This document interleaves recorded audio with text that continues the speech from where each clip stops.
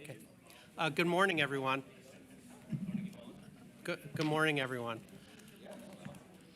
Welcome to the August 29th meeting of the Federal Communications Commission's Technological Advisory Council, or the TAC as we call it. For those of you who might be watching on FCC Live and may not be familiar with the TAC is a group of outside advisors to the Federal Communications Commission, and our job is to provide the absolutely best advice, input on important issues in telecommunications generally, and specifically on innovation in the telecommunications industry writ large. So we have 3 working groups. We'll hear reports from each of them today. One is on advanced spectrum sharing. The second is on AI, advanced intelligence and machine learning, AI/ML. And the third is on 6G. Thanks to everyone who's here in the room. Then we have a number of people who are joining us virtually, and we look forward to a very good and robust discussion. The TAC has its marching orders from the Commission in the form of a charter, which is developed by the Commission staff. And as we go through this year, 2024, and into 2025, we're starting to fill in the missing pieces, fill in the parts of the charter that we've been tasked to do, and ultimately our goal is to have a robust set of recommendations, actionable recommendations to the Commission at the end of our term here. So thanks to everyone for joining, and let me turn things over to Ron Rapazzi, the FCC's Chief Engineer. Thank you, Dean, and good morning. Welcome, everyone, here in person and online. It's hard to believe we're already halfway through the charter. We really got off to a great start this year, and I'm looking forward to what we should anticipate from a Commission perspective for the December meeting. I understand there may be some preliminary views, and maybe even some preliminary recommendations, as well as some final recommendations as early as December of this year. So I know a lot of hard work went into the getting us to where we are as far as doing the investigative work, having the presentations come in on the state of the art in the various working groups. I think opinions and positions are being formulated in the working groups, which is great to see. It's very encouraging to hear that kind of deliberation that's going on at this stage.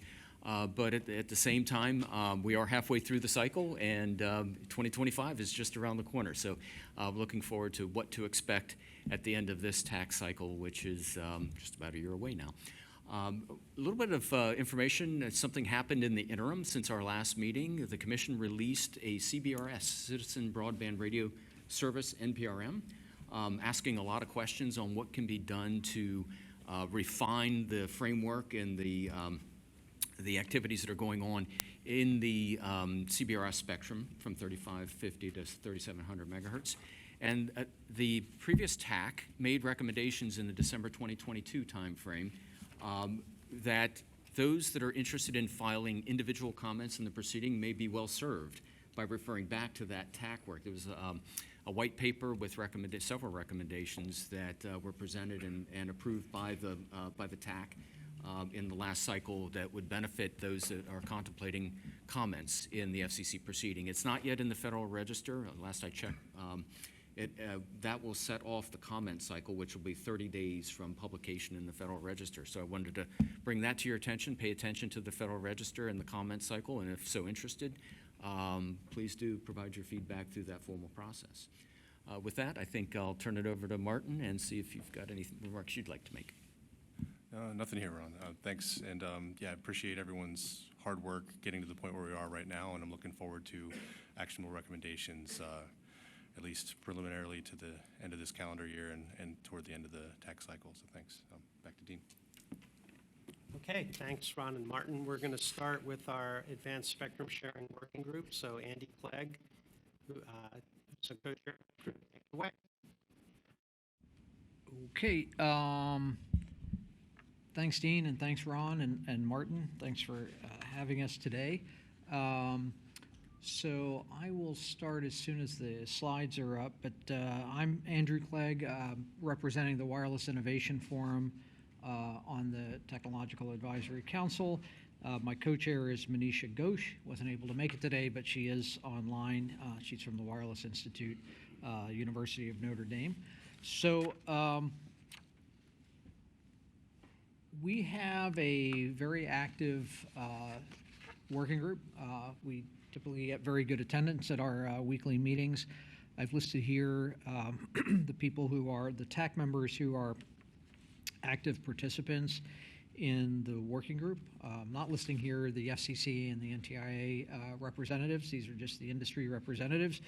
But we've had, we've had weekly meetings. We've had a lot of discussion on all of our charter items.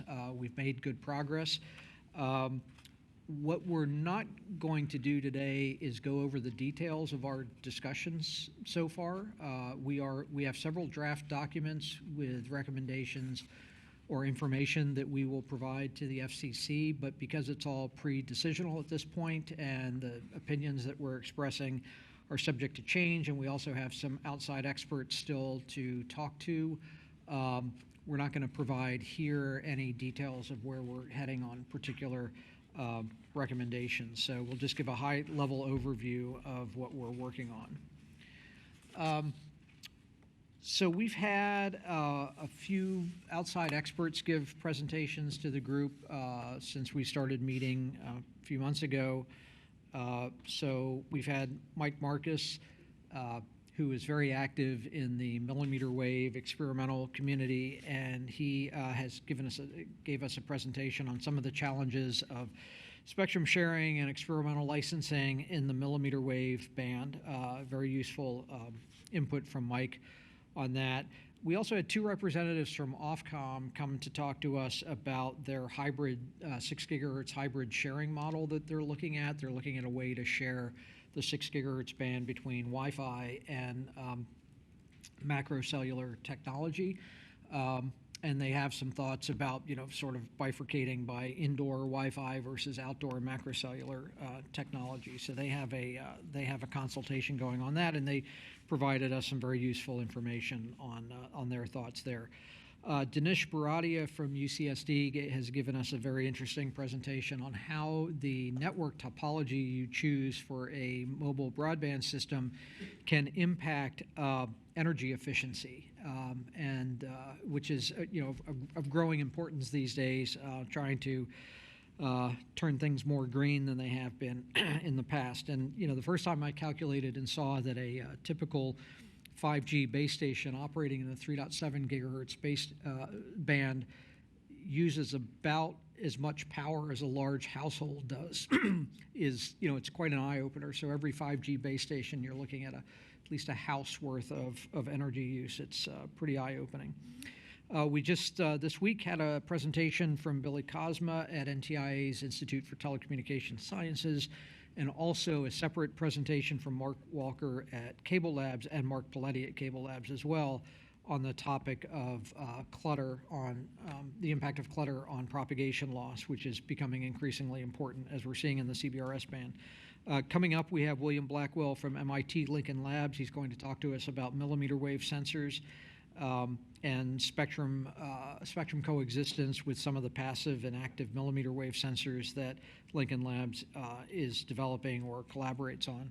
We also have a presentation courtesy of CTIA with Doug Heislip talking about more details about the coexistence challenges past and present between 3.7 gigahertz and the radio altimeters in the 4.2 to 4.4 gigahertz band, because that informs some of the charter items we're working with and how do you better inform adjacent band things.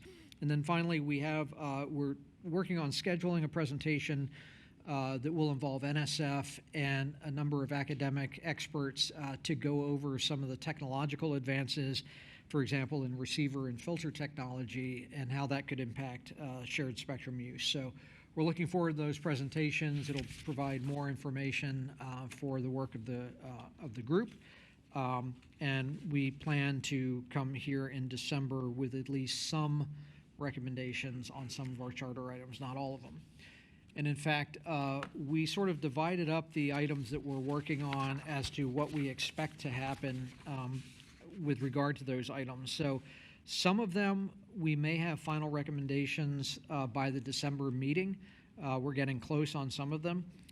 On others, we may have preliminary recommendations by December of this year, so they won't necessarily be final, but they will be at least more than half-baked at that point. And then we would come back with a final recommendation on those topics prior to the August 2025 conclusion of the session. And then finally, there are some items where we haven't really had as much time to discuss and come up with, collect our thoughts yet. And so there are some items where we won't have any preliminary or final recommendation by our December TAC meeting, but we do hope to have a final recommendation or some type of output by the August 2025 conclusion of the TAC. So with that background, let's transition to the specific charter items, and we've assigned leads, one or more leads to each of the charter items. And what I've asked is for the leads on those items to describe the current status of that item. Some of the leads are here, others are online, and so I think for all but maybe one of the items, we should have the leads run us through where they stand on this. So we will turn our attention to Charter Item 1, and the lead for that is Amit, who is here. Where did you hear? Here he ended up, so I'll turn it over to Amit. Thank you. Thank you, Andy. So I'll give a little status update on this particular charter. And what you can see is there are two parts of it. What are the advanced learning frameworks and what are the architectures that are evolving? In this today, we'll just talk about the framework, the architecture. There are many options, and we don't have the time to go through all of them. But when we talked about the advanced learning framework, we mentioned that there are three main things that we would be looking at: sharing between federal and non-federal, as well as sharing between non-federal in the unlicensed and licensed construct. We mentioned last time about this hybrid sharing that Andy also mentioned highlighting. And one of the questions that was asked that I would like to address is how is it any different from the CBRS framework that we had? Is there any fundamental difference? The main difference is the following. There was an entity, Win Forum, that made it possible for the spectrum sharing to happen between the federal and non-federal entities. But in general, the hybrid sharing concept that Ofcom in UK and in general now they're being pushed within the Europe is between two entities, primarily the three EPP entities and the Wi-Fi entities. And there is no single agency that are making them kind of work together. So one of the recommendations that we believe we are coming out of this particular exercise is FCC can take a lead to ensure that the different entities that are using this part of the spectrum really work together. What the entity should be and how they would be, that has to be worked out. But I think FCC needs to play an active role in making that happen. There are a couple of others that are also emerging, which I'm not going to enter yet because they have not really fully converged within our group. But that's the only recommendation that I would say informal at the moment. Thanks. Okay, thank you very much, Amit. We will switch over to charter item number 2, where our lead for charter item number 2 is, there we go, also Amit. So I'll turn it right back to you, Amit. Thanks. Again, as we mentioned, this charter item is very, very broad, and we kind of narrowed it down to look at just the interaction between terrestrial and non-terrestrial networks. And we mentioned last time that at least from our preliminary overview of addressing the problem, ideally speaking, we should look into the possibility of spectrum sharing when the non-terrestrial terrestrial network is sharing with the non-terrestrial network, but in that part of the spectrum where the non-terrestrial network is using the uplink of this part of the spectrum, because downlink and non-terrestrial is very, very challenging technically to make it happen. And the question that was asked is, how do we make it to the standard organizations so that we can actually come up with a solution that everybody works together? As I mentioned before, to make it practically feasible for the downlink spectrum to coexist or share the spectrum with terrestrial networks is practically very, very challenging. However, last week's NTIA meeting, when they formed the multi-stakeholder group, it seems that most of the users of that 7 to 8 gigahertz spectrum, the fixed users are being moved to the upper part of the spectrum, so it is going to be the lower part of the spectrum that they're looking at for creating this sparing solution, which also means this is downlink from the spectrum that will be shared with terrestrial or other users of this. So it is going to be challenging technically from my perspective. We have not really had a lot of chance to discuss in the meeting, but I just wanted to give you overall view. The other thing is that part of the spectrum, the lower part, is also excluded in Europe from being considered for 6G. So we are kind of deviating away from at least a part of the world, the way they're moving, though they have the advantage of still considering the upper 6 gigahertz as a part of mobile network. There's a lot of dynamics happening.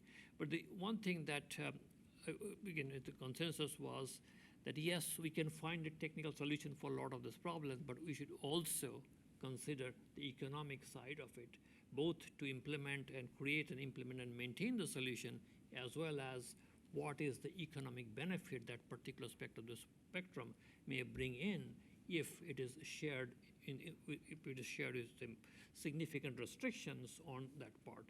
So to make a long story short, the main recommendation here is also not only just the technical, but also the economic aspect or impact of that particular solution that should be looked into as a part of this exercise or going forward. Thank you. Great. Thanks, Amit.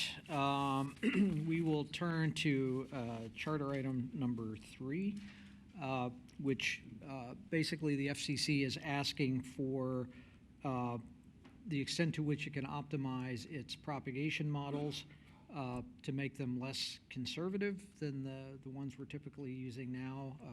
For example, the initial ones we use for CBRS. And also, are there specific bands where let me just make sure we're on the right slide. Are there specific bands where these propagation models could be best applied? So the lead for that is Dave Gurney from Motorola. He is at a customer meeting today, so he's not available. Those customers always seem to get in the way. So I will be covering sort of the disposition of item number 3. We have had quite a few discussions within the group on propagation, including the presentation we just had this week on the impact of clutter. Some very interesting sort of subtle considerations with regard to clutter. For example, the impact of antenna down tilt or up tilt on clutter and propagation. Right now clutter is pretty much just blindly applied across a propagation path, a 1D essentially propagation path. But there's a lot more to it. Propagation is really more 2D or 3D if you think about it. Rays can go off in a number of directions and converge back at a victim receiver, so you have to really look at this as much more broad than just your path profile between your transmitter and receiver. And that is particularly important when considering antenna pointing or down tilt and the impact that can have on the actual received signal strength. We also, heard from NTIA the importance of proper statistical analysis of clutter loss, which can be very challenging. And NTIA is in the process of accumulating a large number of very accurate clutter loss measurements in several different areas, which will help inform some of these clutter-based propagation models. And these data will be used to compare to the existing ITU P2108 and P452 models. And so the results of what comes out of NTIA's study will be very interesting. They're also doing some longer distance troposcatter measurements, which isn't clutter per se, unless you consider, the atmosphere as clutter, which I guess you can think of it that way. But the results from that, from those studies will be very interesting. So specifically with regard to agenda item 3, we will, on the first question, our plan is to make recommendations on incorporating clutter models, vetting propagation models, including changes to any propagation models, and working with industry and government parties through appropriate multi-stakeholder groups on this effort. For the second question with regard to, what bands could specifically benefit from improved propagation models, the obvious low-hanging fruit here is the 3.1 to 3.45 gigahertz band, which is in the very initial stage of, being examined for possible repurposing. And then the 7 and 8 gigahertz band, which is also in the very initial stages based upon the National Spectrum Strategy of looking at being repurposed as well. So I think those are sort of the obvious applications for improved propagation models in the near term. So that is where we are on charter item number 3. So we will turn to charter item number 4 now, which is led by Tom Sawanabori from CTIA and Roger Nichols from Keysight. Tom is here to present that. And do you want me to put the slide up or? That'd be great. Yeah. Okay. Can we get the slide up, please? Perfect. Okay, there we go. Yes, good morning. Tom Swanabori from CTIA, and I'm representing both myself and Roger Nichols, who are on the sub-working group, addressing charter item number 4. There's a lot of parts to this question, but the main question is about spectrum repurposing and what steps can better be done to facilitate that, both identifying interband issues as well as intra-band issues earlier in the process. And then how can some of these incumbent services be better informed about the nature of the services that are coming into the band once you've decided to repurpose it, and how they could be encouraged or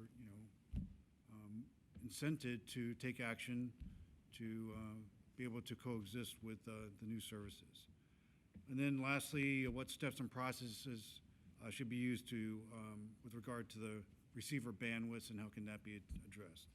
So we're getting some additional presentations to address the last question, but so far the sub-working group has done some work looking at we started with the NTIA spectrum repurposing report from last year, and it's published annually.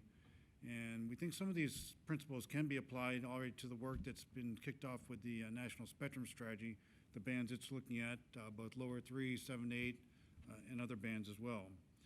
Utilizing the Spectrum Relocation Fund, you can get agencies to study the technical parameters of both the incumbent services as well as the new services, and then also ultimately provide financial incentives for some of these incumbents that may either need to relocate out of the band, retune, modify their receivers, put filters on, and so forth.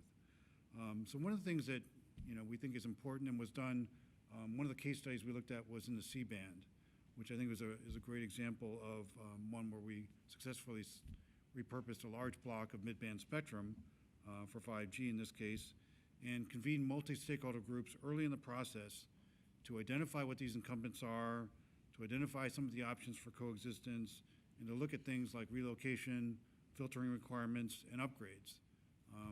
The C-band was able to clear 280 megahertz so far. There are potentially opportunities to expand that into the what's commonly known as the upper C-band. And so some of these things should be applied as we go forward to see what those requirements are as the aviation community continues to look at the requirements for their filters and their radio altimeters.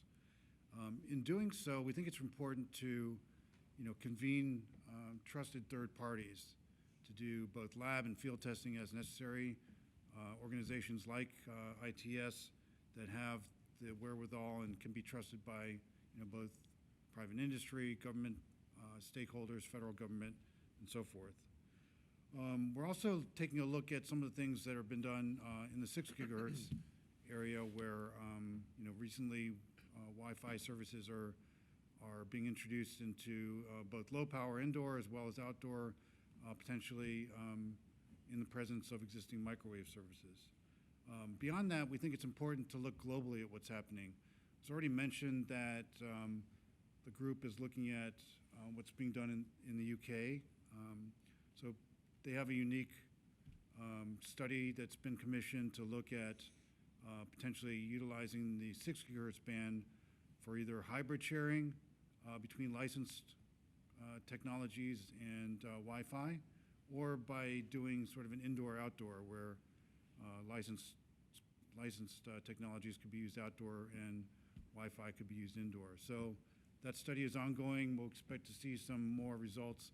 We got a preliminary readout a few months ago, and they expect to make some recommendations in 2025. So that'll help inform some of the work that's going on with this subgroup. Additionally, we're looking at, with regard to the upper C-band, what's happening in Japan, where they're already operating up to 4.1 gigahertz and can potentially operate closer to the altimeter band and expand the opportunities there. I think some folks have heard that there's potential with the satellite community that was to further compress and repack what they've already done. So, when we look at all this, I think there's some of the processes have been good, but if we do this earlier and we leverage some of the lessons learned from things like C-band, we can do an even better job in looking at repurposing spectrum in future blocks. Then we can identify which blocks can be, cleared and which ones have to be shared. And back to the work that Amit's subgroup is leading, we can apply some of those frameworks for spectrum sharing for the blocks or portions or time periods in which spectrum needs to be shared. And of course, at some point, financial incentives may need to be introduced, so I think it's important to have those.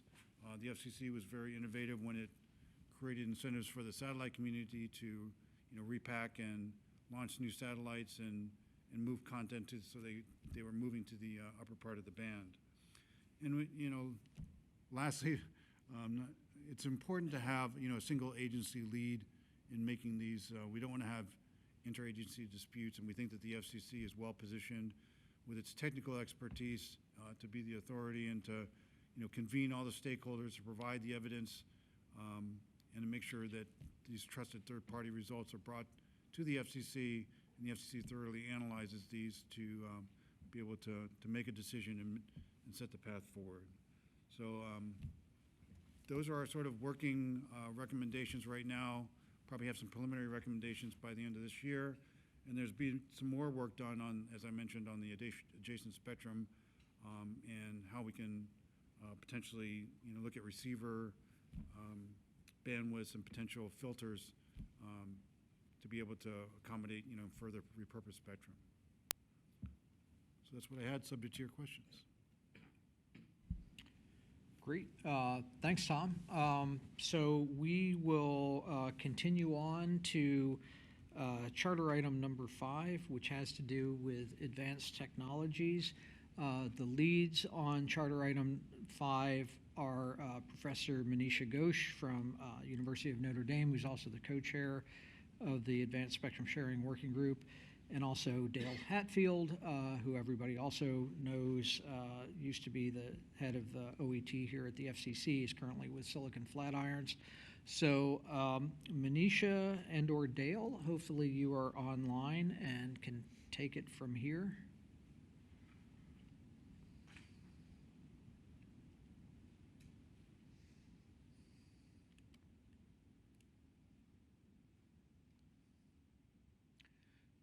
Don't know, we're not hearing Manisha. Manisha, are you there? I am on, There we go. Okay. but there was an echo there for a while. 'Cause I'm hearing an echo. I don't know if you're hearing an echo in the room. Okay. So thanks, Andy. So charter item 5 really focused on a number of questions around the current state of the art in receiver technology, receivers including antenna arrays, filters, and the focus is really how can these be used to mitigate potential harmful interference, advanced antenna arrays to improve intersystem and intrasystem interference, and cost-benefit trade-offs.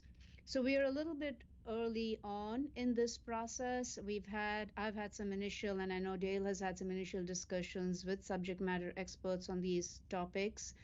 One of the challenges in defining what is the current state of the art is really finding out what is actually deployed in commercial transmitters and receivers, since a lot of that information is proprietary. So we are going to continue to try and get SMEs who can speak at, even if at a high level, as to what the current state of the art is. I have spoken to quite a few academic researchers in the field who are doing really innovative work in some of these areas, but these are mostly research endeavors. I also recently reached out to DARPA's COFFEE program. COFFEE stands for Compact Front-End Filters at the Element Level to Sharpen, Focus, and Mitigate Complex Electromagnetic Environment. So yes, this is a DARPA program. It's much more focused. It's not as focused on commercial implementations, but we feel that we can probably learn a lot from the advances made in that program. So we view this charter item more as really, compiling the work item that we are hoping to do in this charter item is compiling a report which summarizes the state of the art, other efforts that are ongoing in academia, industry, and other parts of the U.S. government, which the FCC can take a look at to see how they should incorporate some of these newer technologies as they're looking to future bans and future proceedings. So the goal of this charter item is we're going to continue working on it, and we may have some initial recommendations by the end of the year, but we're really going to a final report and recommendations by the end of the charter period in August 2025. So that was a quick update on this item. I'm happy to take any questions if there are any. Thanks, Manisha. Nothing, no questions in the room so far. So great. Thank you very much. Appreciate it. We will move on to charter item number 6. And the next 3 charter items are all led by one of our most enthusiastic committee members, Jason Jackson from Kyndryl. He's doing a great job. So, Jason, if you're on, we will let you take it away, and you can just go through, one after the other. Yes, sir. Good afternoon. Good morning, everybody. Can you hear me? Yeah, maybe if they can get the volume up a little bit in the room. It's a little light here in the room. I'll try to just speak louder. I'm not usually accused of doing that. The item number 6, which is a focus on candidate bans for low-powered indoor use, and 6.2, which is what are the sharing mechanisms to consider. I've been working with my colleagues, Adam Drobit and Michael Cataleo, and I've spent a lot of time with this team on the scope and focus of the opportunities. We believe we'll have a final recommendation for December of 2024 on this specific item. Most of the internal discussion has been focused less on indoor use, but more on what are the appropriate containment strategies so that you could expand the definition of this to fit multiple purposes.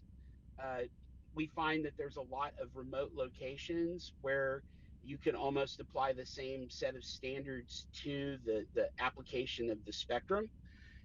And that creates opportunities to get further penetration with some of the manufacturing slash, I'll call it high yield opportunity zones that we can work on together. one of the key considerations in our deliberations has been how to actually leverage some of the good work that's already been done in CBRS and other sharing mechanisms to be able to do that. And we think that when we do our final recommendation in December, that the committee will be happy with the report.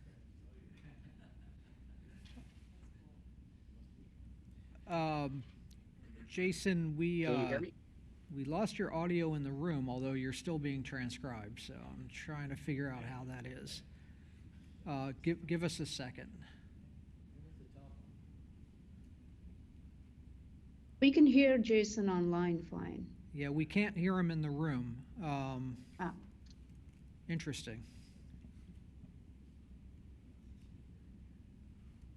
We can hear you in the room, Manisha. We can, and Jason was being transcribed. I'm very perplexed on how this works. that's a charter item. Yeah. You Yeah. got that right, Manisha. Okay, let's see if we can get Jason's audio back.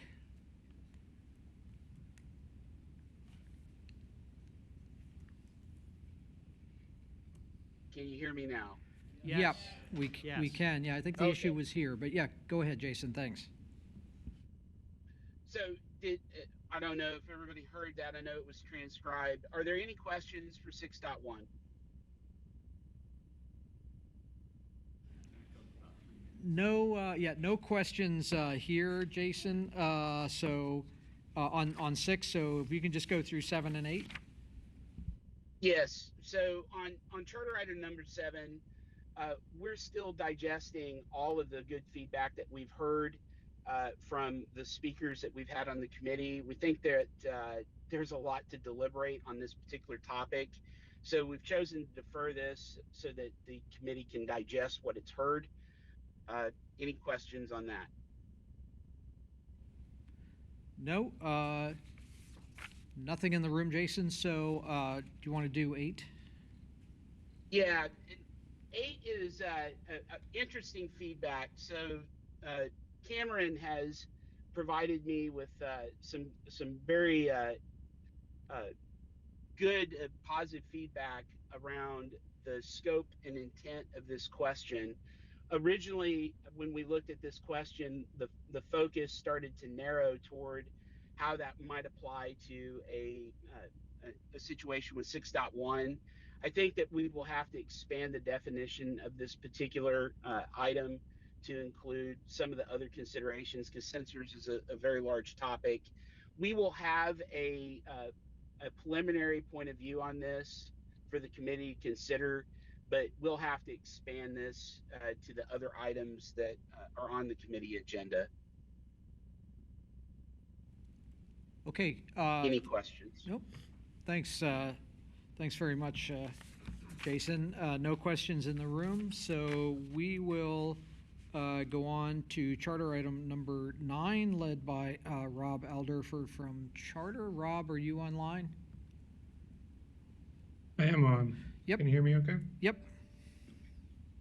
Great. Just as a reminder, Charter Item 9 deals with energy efficiency, so the relationship between the efficient use of spectrum, spectrum sharing, and sustainability considerations. So we're still in deliberations on this topic. We did hear from one subject matter expert at University of California, San Diego, whose his team, Dinesh Baradia, has done some interesting research around the implications of network topology for energy consumption and energy efficiency in mobile networks and in handsets. Some of the fundamental observations are reflected in the slide material here, and I'll just summarize briefly. Perhaps intuitively, in wide area mobile networks, we have, the team there has observed that wireless signal dispersion does create losses that manifest as energy consumption in base stations, as well as in mobile phones, user devices. And that's perhaps intuitive if you're covering a wide distance, wide geography with a large tower. You're going to have some signal losses, and energy does get dispersed over distance. So minimizing those losses, the research has shown by reducing transmission distance can enhance energy efficiency. So think small cell architectures. And that applies both in the case of mobile network efficiency as well as extending the battery life of mobile phones. And then that's also normalized over essentially coverage and where user demand needs to be met. So there's a complement here with the growth of user demand happening in relatively localized areas as opposed to spread evenly over distance to drive greater efficiency into mobile networks. And there's also, I would say, just a little bit of commentary on my part, an interesting complement in terms of spectrum sharing to the extent that we're reducing the geographic footprint of mobile networks through the use of small cell architectures. That does create some potential opportunities for sharing with other services and incumbent users as well, just given a smaller geographic footprint. So that's some of the primary input we've received to date. We are hoping to get some additional input and have preliminary recommendations on this topic by the end of the year. Any questions?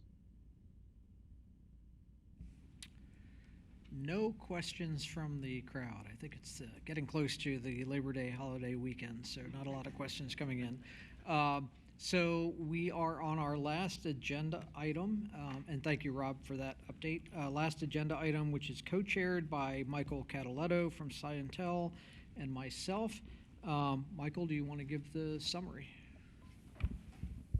Sure. Thanks, Andy.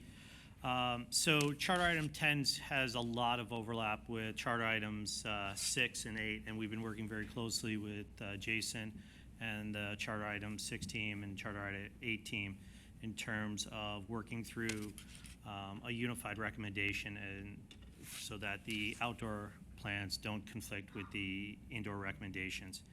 We've got a recommendations document right now in draft form. We've been having ongoing discussions about proposed candidate bans, as I mentioned, for both indoor and outdoor use. And we've also been having ongoing discussions about which bans should be prioritized and why those bans should be prioritized. A lot of discussions has also been around using sensors to measure how much of the spectrum is actually being used at any point versus what's been simply registered via the existing coordination processes, and how we can utilize existing base stations more efficiently in the implementation process to get some of those measurements from their built-in sensors. There have been a couple of different external presentations, as Andy had mentioned, on the coexistence of spectrum sharing above 100 gigahertz, as well as Ofcom's presentation on similar topics, which has generated a lot of different discussions within the group. We're targeting December 2024 for the release of our preliminary recommendations for review within the internal TAC group, with final recommendations available next year. All right, great. Thank you, Michael. And I will just conclude with a, as Michael pointed out and some of the other team leads pointed out, there's a lot of overlap among the various agenda items that we're dealing with. So, each of the groups is trying to take into account what's going on in the other teams in terms of their final recommendations to make sure we take everything account. We put together a little matrix that shows that the interplay between or among the various charter items that we're dealing with. So we are addressing those sort of holistically rather than as separate entities. Yep. So that's our little matrix. But that is, unless there's any questions for the group, that is the update from the Advanced Spectrum Sharing Working Group, and we appreciate the participation of the large number of TAC members who have been contributing to the group. So back over to you, Dean. Thanks so much, Andy. I know Thanks. I have a few comments, but I see both Brian and Mark have their cards up, and I'm not sure if anyone online wants to make a comment. But so, Brian, why don't you start us off? You need to press the Just press the button. All right, there we go. This, Andy, I should have asked this earlier. What's the incumbent, what are the current services in 6 gigahertz in the UK now? Did Ofcom talk about that, or do you guys know? Sorry, I missed it. They did. It is, and others can correct me if I'm wrong, but it's similar to this country that they have point-to-point links operating in the band. But my impression from their presentation is the density of the links in that band are not nearly as many as we have here in the U.S. You know, in the U.S. we have 100,000 plus links. So I think that is their, you know, they don't have the same kind of challenge with regard to the incumbents, but they are looking at it as far as the sharing scenario is not so much with the legacy point-to-point incumbents, but it is how could they deploy macro cell mobile broadband in the band and coexist with a low power service. They specifically mentioned Wi-Fi. Unlike in our band, it's just in our country, it's just unlicensed as the underlay. There, they specifically talk about Wi-Fi. So their sharing scenario is not so much with the legacy incumbents, but it is if they repurpose the band for macro cellular operation, how can that coexist with an underlay of Wi-Fi services? Just to add to that, Andy, they are actually, I think, setting up to do some test beds to test this idea out. Unclear exactly what is going to be tested and how. So they're looking at, you know, solutions like cross-technology signaling, so the cellular system sending out a beacon, and vice versa. So they are, I think, pursuing some interesting technological approaches to that sharing. But yeah, as Andy pointed out, they're really not really focusing so much on sharing with the incumbents, but it's more about sharing between two new commercial entrants. Thanks, Monisha. Thanks. Mark? Yeah, mine's in reference to Charter 9 on it, and it was about energy efficient. And one of the things that we should look at, since 5G is using so much more power than 4G was, as he was talking about small cells being energy efficient, if we follow the same process as the government GAO mandate for Internet Protocol v6, where the government has to be completely free of any dependency on IPv4 by end of 2025. If we look at that and integrating that into v6, by not supporting IPv4 protocol, we'll get a dramatic increase in energy efficiency due to the way that the packets have to retransmit for identification in IPv4 in order to maintain connection compared to a multicast discovery that's used. So it's about 80% more efficient energy-wise in the packet. So not only should we look at the RF, we should also look at setting the standards so we can keep it across the board efficient, and then also follow with the government's mandate, GAO mandate, to go to IPv6 and not be reliant on IPv4. I think that would be something we should look at in our recommendations, especially as we look at energy efficient on transmission. Thanks. So let me add a few comments of my own. So first of all, that is such a broad set of charter items, encompasses so many topics. We know. As you, so first of all, thank you, Andy and Monisha, for organizing this whole thing, getting your arms around it, figuring out how to deal with all of it. And thank you to all the individuals who presented for each of the items. Any one of those items could be a focus for the entire TAC, and so to have it all together was really quite something. So then I wanted to zoom out a little bit and just think and just underscore a few themes that I heard through multiple individual presentations. One these themes are things I strongly agree with, and I hope will be incorporated into our recommendations. It's hard sometimes with the, you know, when you get so micro, to take a step back and say, hey, what is the big picture here? And one of them that came through from a few different people is the FCC's role as the primary agency in moving the country forward with these challenging multi-stakeholder spectrum sharing issues. And, you know, this is something that has been controversial from time to time. Different federal agencies and different stakeholders who have relationships with those agencies have sometimes tried to push various agencies into a role that seems as if it could either supersede or kind of create ambiguities as to whether the FCC is still the primary agency for commercial spectrum management. Obviously, NTIA is a very important player in this, not only on its own, but in coordinating all the different federal stakeholders. So I don't mean to, in any way, shape, or form, minimize the NTIA's important role, but I think it's very important at the end of the day for all of these problems historically. The answer has always ultimately come back to the FCC.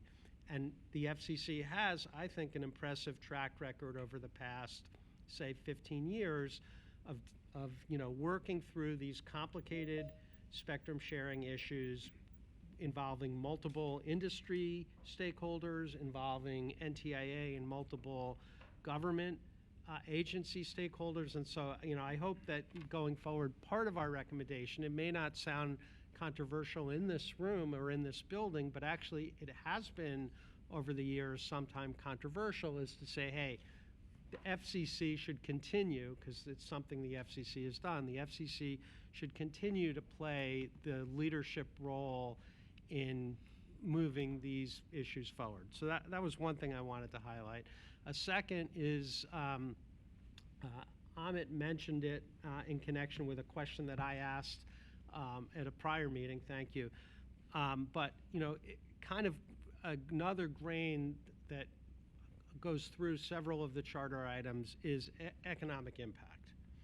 And economic impact is really so important on this for a whole variety of reasons. Mostly, I would say, because at the end of the day, some consumer is going to be consuming the service that uses this spectrum that we're freeing up here through whatever gyrations we're going through. And so we're trying to drive down the cost of connectivity for people in this country. That is, I think, a major bipartisan theme. I know that on the 10th floor of this building, the commissioners and Chairwoman Rosenworcel are focused on that. Congress has been focused on that. So I think it's not always something that telecom standards groups have really focused on. Basically, I think the focus in telecom standards groups is what's the best technology, and different companies and different interests have different views about that. But I was heartened to hear the mention of economic impact with respect to the 7 to 8 gigahertz band. And to me, that is a major theme that I hope continues to come through. And then the third thing is just there are certain, the FCC, the way we're organized here, is very docket specific. We have a whole series of issues, and each one tends to be viewed in isolation. And one of the things that I think an important role for the TAC and an important role for your working group, Andy and Manisha, and to all the individuals is stepping back and, yes, the individual spectrum bands, individual issues of spectrum sharing with very fact specific with concerning an individual band, but kind of there were a few big themes in your charter. One is energy efficiency, which is vitally important. A second is propagation models, which is vitally important because it kind of drives the whole process. And a third is receivers. And so I just wanted to underscore for all of us that our job here at the TAC is less about how is this specific spectrum sharing issue in this specific band going to be resolved. Those are obviously very important issues, and when we have input to give the commission on that, that's important. But even bigger is these overriding themes, because there isn't an energy efficiency bureau at the FCC. There isn't a receiver bureau at the FCC. So I think in terms of how fashioning our input in ways that's most useful, I just wanted to underscore that. So I know I've gone on way too long, but I wanted if, Andy, if you want to say anything in response, that would be great. No, that's a really good, comment that, and we will take that to the working group that, the recommendations really should be framed in these big picture concepts of, the role of the FCC, economic impact, and looking at overarching themes rather than specific bans or specific applications or whatever. So I think we all have that in the back of our mind already, but it's good to refresh that, and we'll certainly couch everything in those terms. Thanks a lot. Any other, go ahead, Donna. Thanks very much. And I think that we are tackling a lot of very interesting cutting edge issues here, and they're very important. If we're going to step out of our role as a technical advisory committee, then we need to make sure that we include not only the economic impact, but also the social and public impact of the decisions that are made. Thank you very much. Okay, thanks for that. I wasn't, by the way, suggesting we step out of our role, but I hear what you're saying, thanks. Any other comments, questions about spectrum sharing? Okay, Andy, thanks so much. We will now move to AI and ML, and that brings us to Adam and Lisa.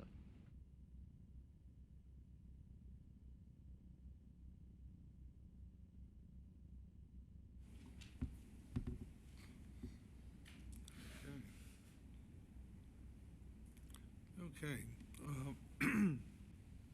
So I'm not going to spend any time on this one, but let me go on to what we would like to cover today. So first of all, if I were to look at it, the first three items are in the view graphs, the charter, the organization timelines, and I think the deliverables we intend to have. What I do want to say are a couple of very brief remarks. And the first one of those is that if you look at AI and ML, it is pervasive. It is pervasive in many things which are not necessarily the domain of the FCC.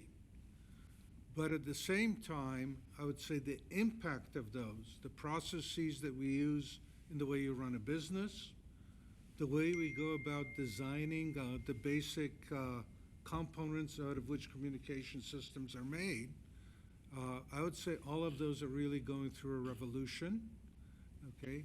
And as much as AI and ML is important, it is part of the way we do software.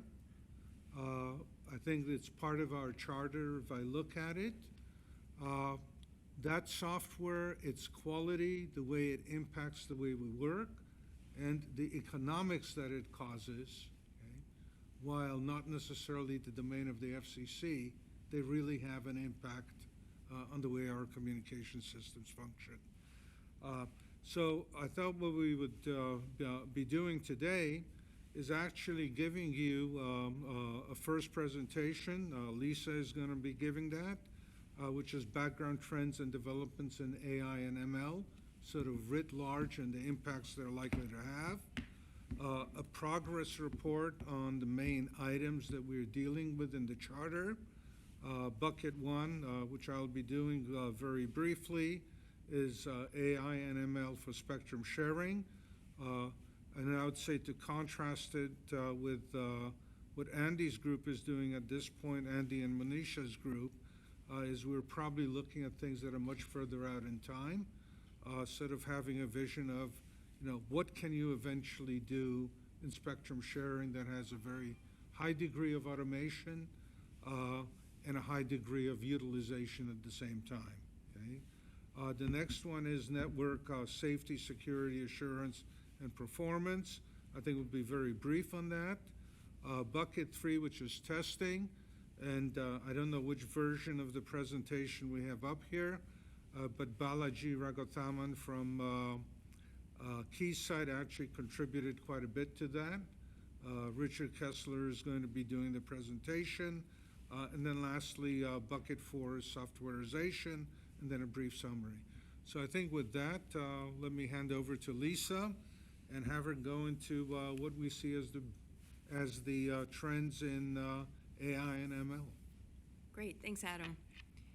let's see if we're teed up in the right spot. We're going to skip a few of these. We have group members, we have folks from the FCC. This is all documented in the presentation. I think Adam's covered quite a few of the buckets already. We're going to hear about them in more detail, so I'm going to save the time for the detail slides where the meat is. And where I'm looking to get to is, Adam, did you want to talk about our timelines? Let's leave that to the end, okay? All right, we'll get there. So, background trends and development. So, AI, as we always say, is quite the large topic. We always focus on how it impacts telecommunications. But it's important to understand what trends, backgrounds, and where we are with AI.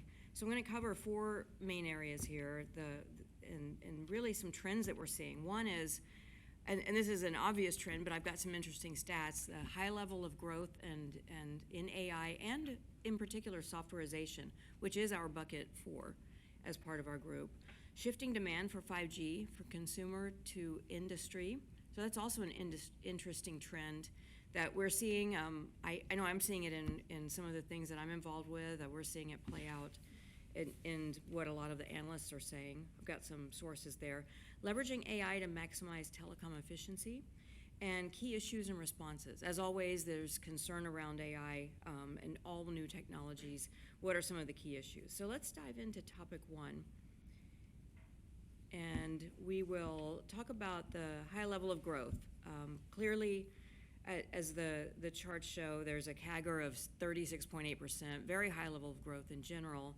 What was interesting to note, if you go to some of the detail, in particular in 2022, 39.3% was software. So that continues to be, in particular, a very interesting topic. Economically speaking, North America leads in the AI market, over 51% of global market share. Now, this is AI in general, not specific to telecom. However, telecom, as we often document, is one of the largest AI investments going on at current for technologies being deployed. It's expected to cause a 21% net increase in GDP. I heard a comment about jobs a little earlier today. So in this study, it talks about it may result in the loss of 85 million jobs, but will create 97 million. So that's a net 12 million up. I thought that was interesting to see. I'm sure there's a lot of various opinions on it, but I thought that was a positive note.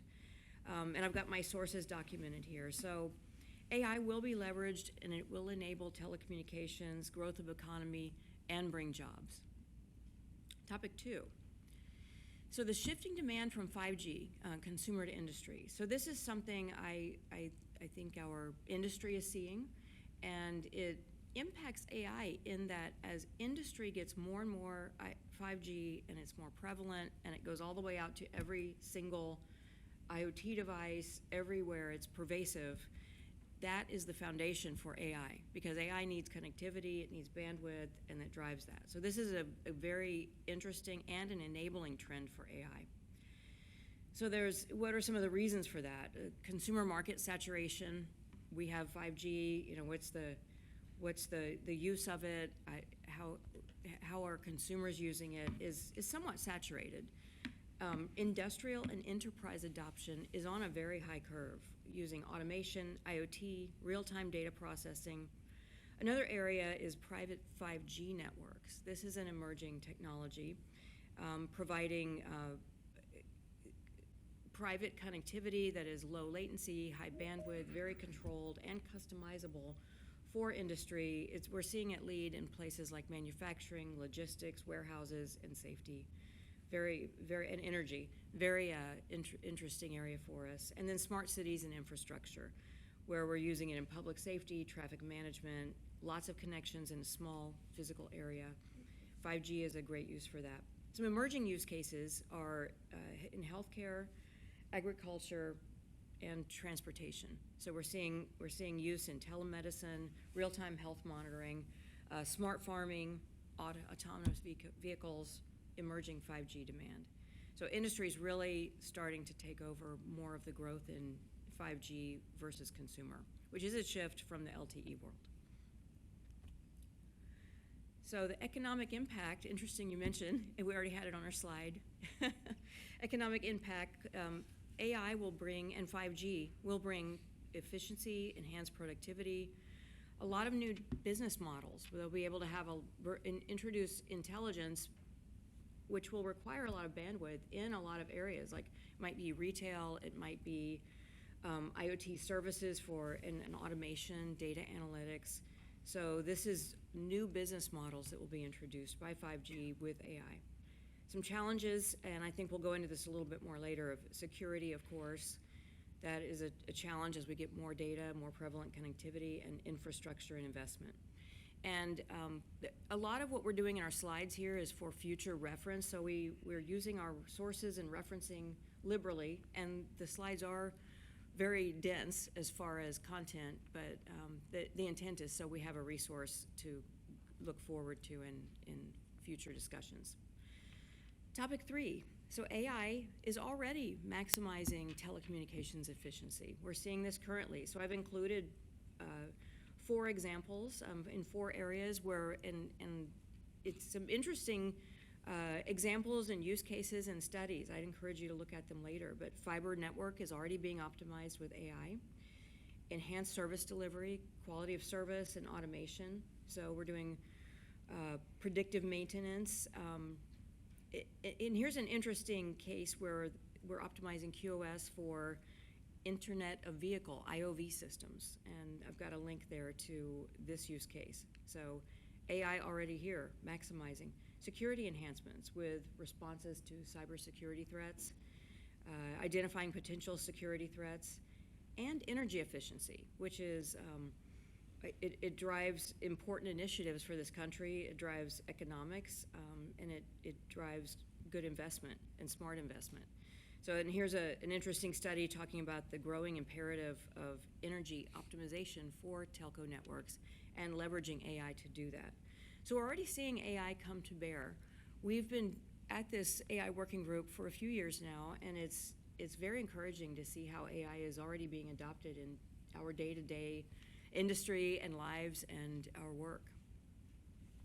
What do we see in the future? So it's evolving. So spectrum management, of course, we just had a great presentation on spectrum sharing and the work of this group. This is evolving, already starting to see use of it with dynamic spectrum allocation, interference mitigation, cognitive radio networks, and spectrum sharing optimization. All of those hold great capability. I won't dwell too much on it because we have a working group that focuses there, but I want to also, we focus there as well with AI and spectrum sharing. So it will be crucial in getting the most that we can out of our spectrum assets. And the final topic, which is key issues and responses, and as I was doing some research on this, these are all very fair issues. Data privacy, bias, and fairness, as Donna mentioned earlier, is important. Interoperability, ethical use of AI, regulatory compliance. All of these are key issues, and there are specific, if you'll note here, I call out, there are specific standards bodies, working groups that are already looking to address these things. And there's we also have a few more here with, I wanted to call out which groups are doing this. So we've got ITU, 3GPP, IEEE, and the final slide I have here, a couple of our other groups, ADIS, and also ETSI. So a lot of issues, a lot of challenges, but it also, I'll use the word encouraging again, there are groups already well on the path of deep investigation and study and analysis of these challenges and the impacts that they will have. So we wanted to document that as part of our background and trends. And with that, I'll turn it back over to Adam. Okay. So I think at this point, what we would like to do is, if you could bring the slides back up. Okay, is actually sort of go through our progress report. And again, I think we are not at a point where we have sort of distilled specific recommendations, still gathering data, and we have quite a few SMEs that'll be joining us before we end up with those recommendations. So I'm not going to go through the charter.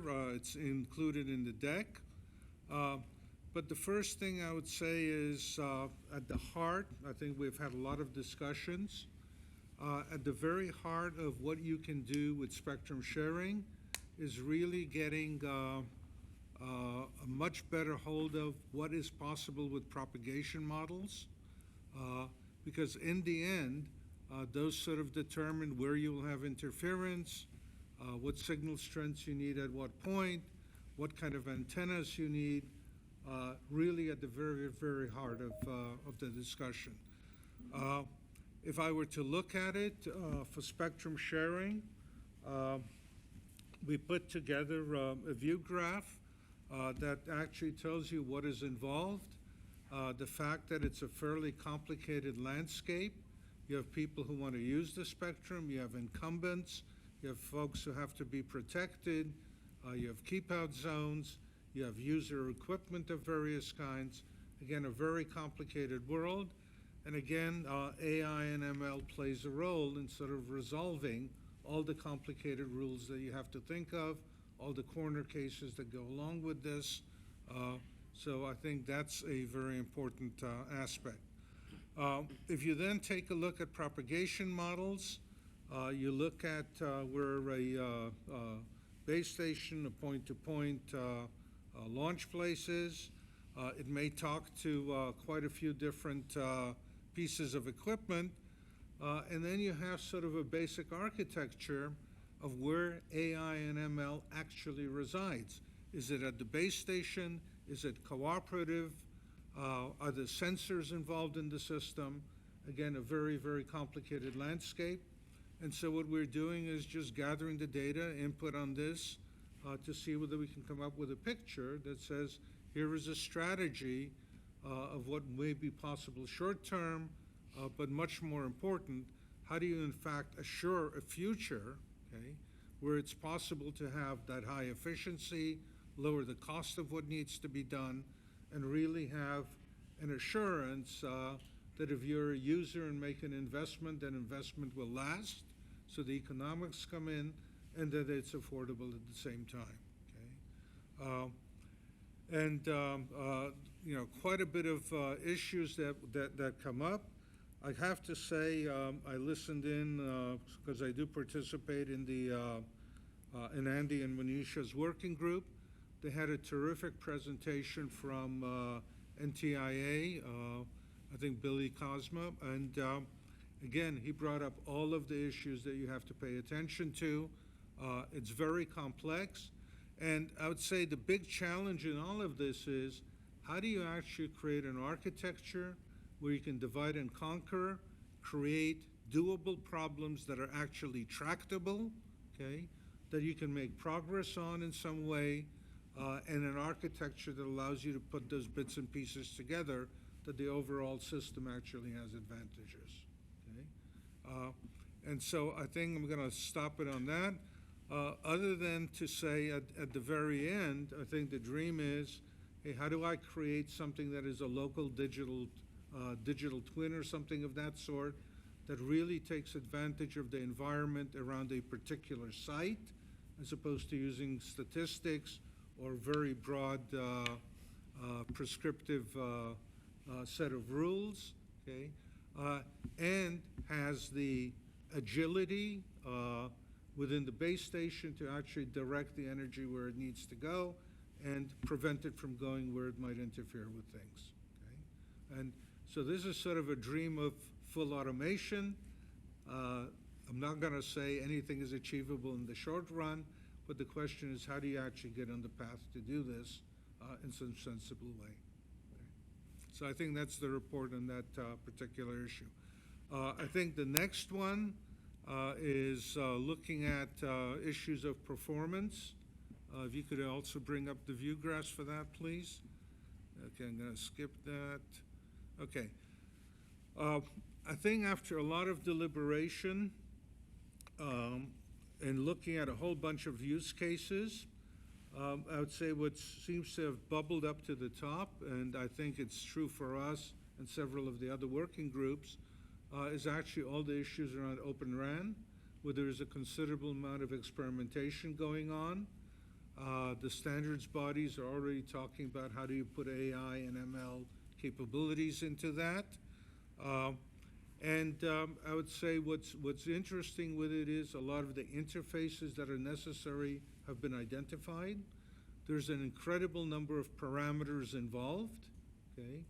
And that sort of begs when you start applying AI and ML and start trying to build models, it sort of says, is this a tractable problem or not at a very basic level, okay?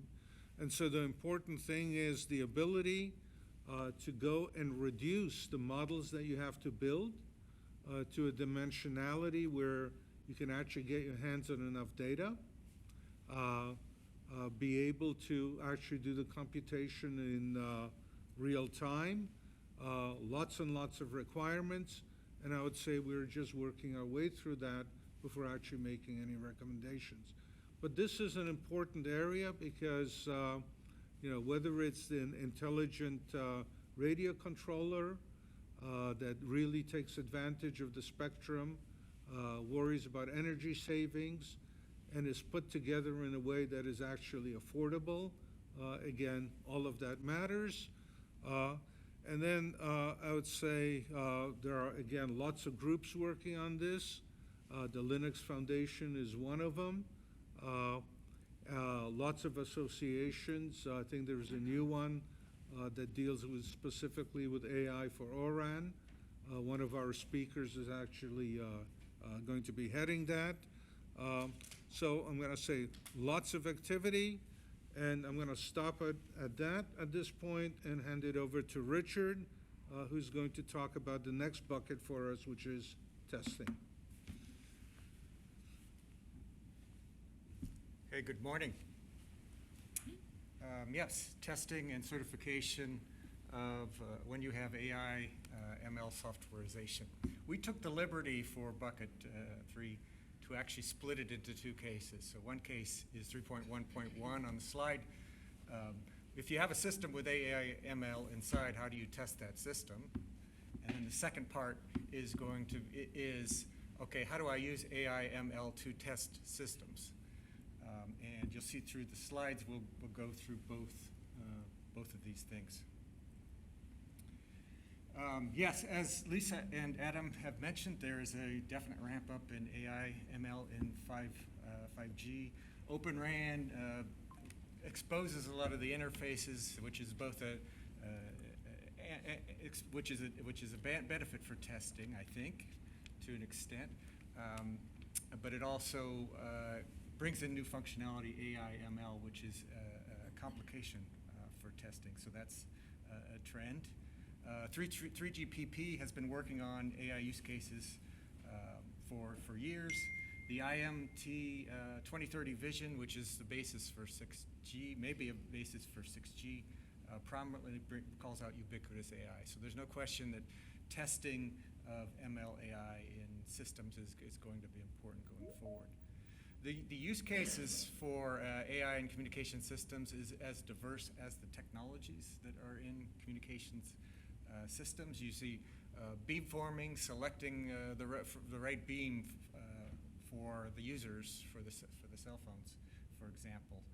3D positioning, improving your ability to position people. Cybersecurity, we'll talk about that a little more later. AI native physical interfaces, so high level, low level, it crosses the gamut. Energy efficiency is something where AI and ML can benefit and will have impact on testing.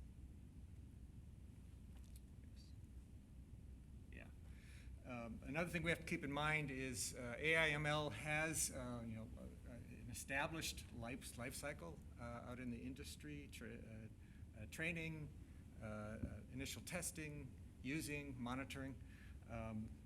That's great, great start for communications, but we need to adapt that to telecommunications. Certainly, things like data governance and data security will be key parts of this framework. One example of that being specific to communications, the privacy issue of the communications cell phones, for example. So we're still in bucket 3.1, systems with AI inside. Yeah, digital twins, you've heard about this already, but it's interesting, very much interesting from a testing perspective. Here we have complex simulation environments that are built inside a digital twin to simulate complex protocols and complex physical characteristics of the real world that we live in. So digital twins are really going to be essential. Again, also you kind of return to theme, this notion of a life cycle and this notion of continuous. You'll use digital twins at the very beginning as you're architecting and designing your systems, you're doing your initial trainings on the ML models.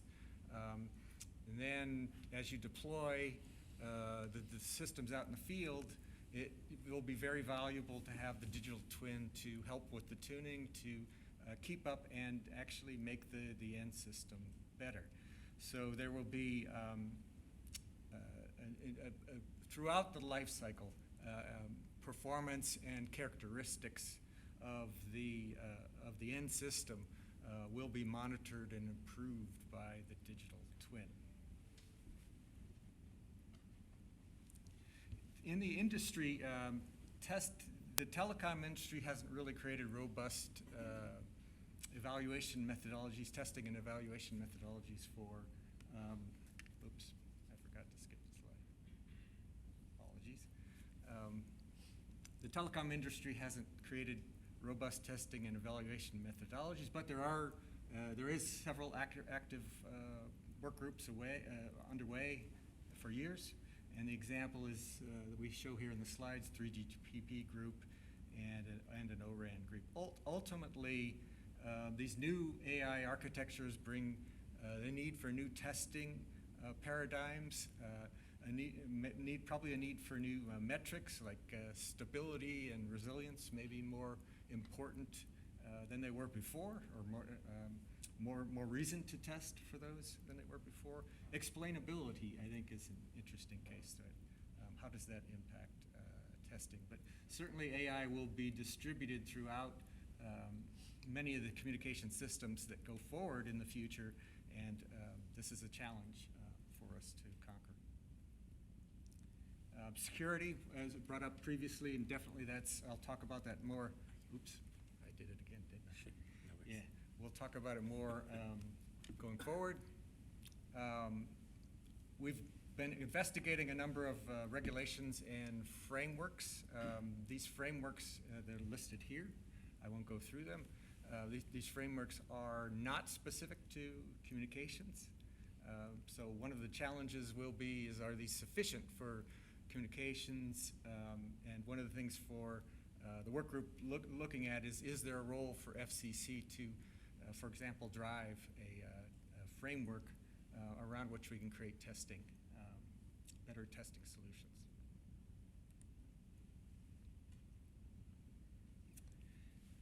And back to this notion of continuous. On the left in this diagram, you see a very simple test, which is a one-time test. In the middle, you see automated testing, which is needed very much today, especially in ORAN systems where things may be changing rapidly. The software may get updated, and the different vendors may be involved. So there's definitely a need for automated testing today. What we see is the complex world that we live in pushing even further to the right to this notion of continuous monitoring, continuous testing. We talked about digital twins earlier, actually a couple times, and they are going to be certainly part of this solution. You need something there to help you in the lab as well as in the field to help monitor the system and make sure it's doing well. So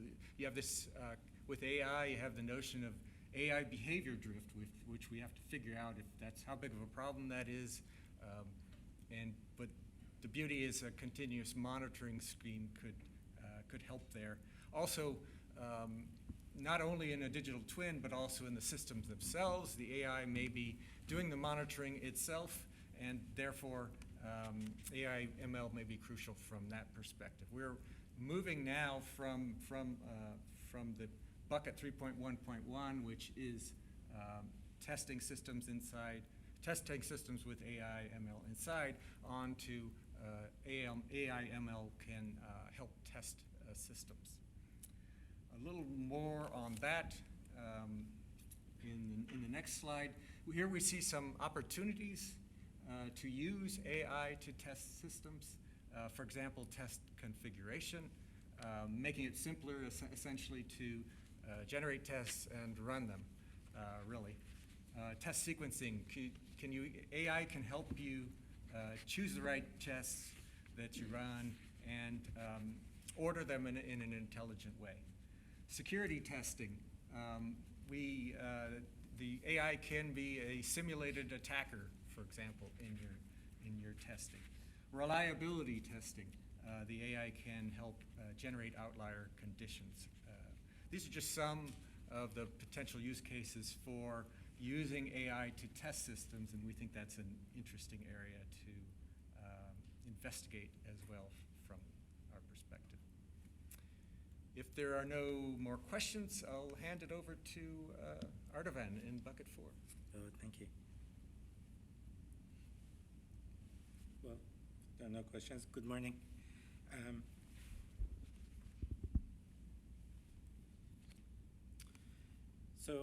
I'm going to expand on discussions that Lisa presented with more examples on AI in mobile networks as it relates to bucket 4.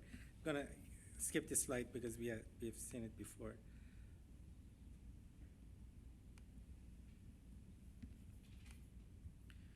So let me start with providing you an overview of the AI landscape. And here we're showing the ecosystem around AI in the mobile industry.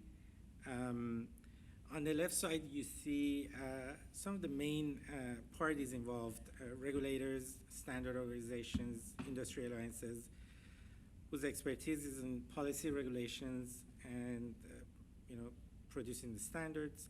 We have the operators who own the networks, they own the traffic and data. We have the vendors who have knowledge of the communication and the algorithms. And we also have the AI companies who have the knowledge around AI, and also they own the training infrastructure. And there's a lot of collaboration happening between all these different parties, and they're pursuing a number of goals. We listed some of the main ones here. Interoperability, using AI securely, and also coming up with some national priorities. Operators and vendors are also looking for new services, new products. And everyone is also looking to come up with more cost-effective solutions, efficiencies in OpEx, operational expenditures, using AI for planning development, and also reduction in CapEx.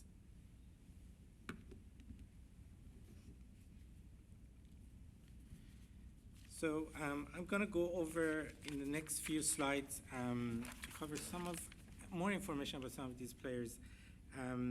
Here we show a very high-level view of parties involved in regulations, standard organizations, and industry alliances. Some examples of regulators and government agencies involved are FCC, of course, NTIA, FTC, NIST, ETSI, and ECC in Europe. Standard organizations involved specific on the mobile side are ITU, 3GPP, and there are also user equipment suppliers who develop their own de facto standards like Apple, ARM, Android. And we also have a number of industry alliances, GSMA, GSA, CTIA, ATIS, and newly formed AI-RAN Alliance. And one key takeaway we want to mention here is that AI in telecom has a very rich ecosystem. There are many stakeholders. And this is a difficult environment for the industry and especially for the small players.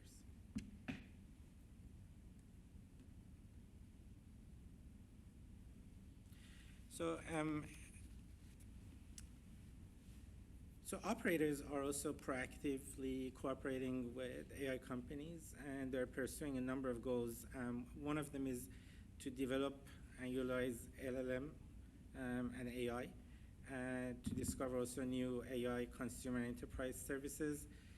They're also collaborating with companies to build new infrastructures using such as cloud data centers and new hardware platforms utilizing GPUs.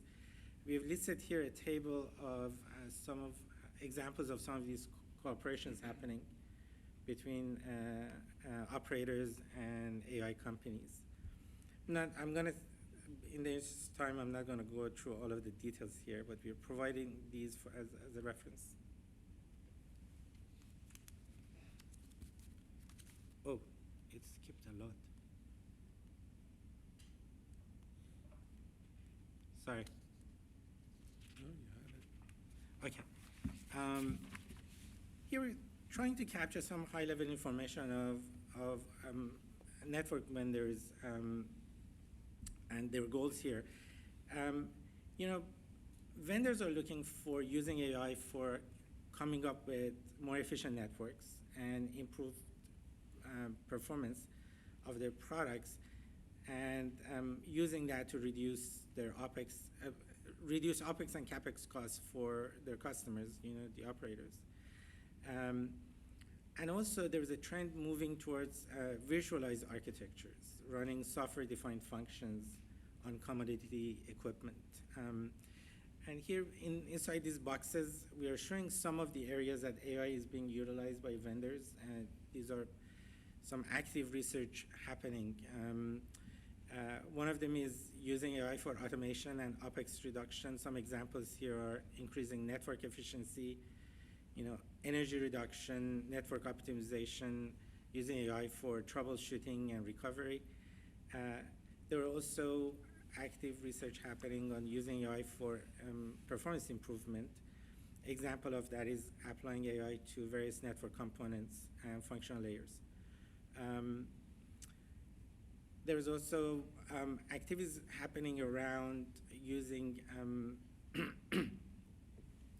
coming up with new frameworks and infrastructure using AI.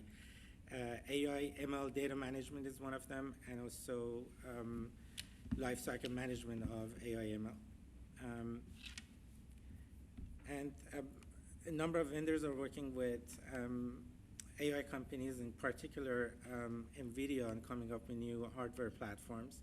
Specifically, there's collaboration happening around GPU-based platforms. And also there's work happening on acceleration of CPU, DSP, and AI chips for network equipment.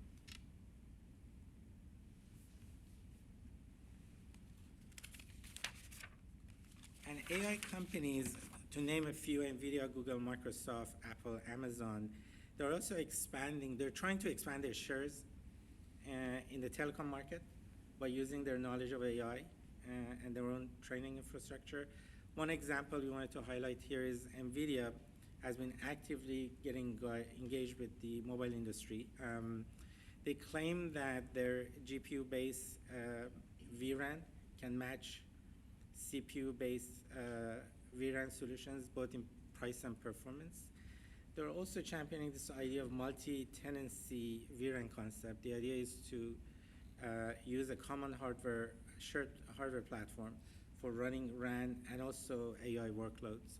They have been doing some trials with some operators, you know, SoftBank and NTT are some of them.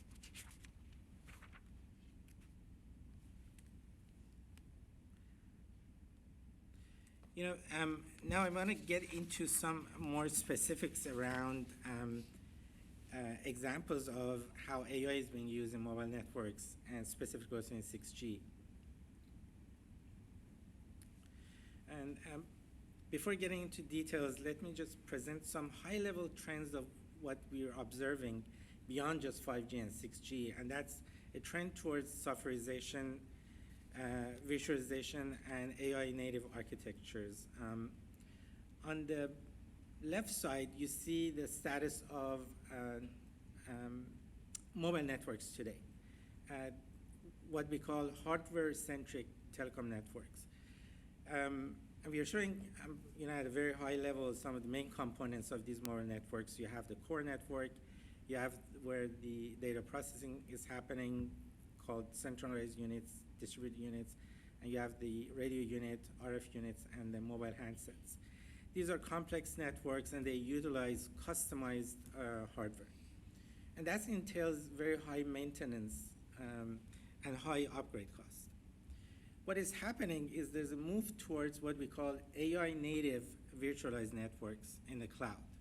And this is a very simplified depiction of what's going on, but what you saw on the left side now is the core network and centralized units, distributed units are being virtualized and moving to the cloud.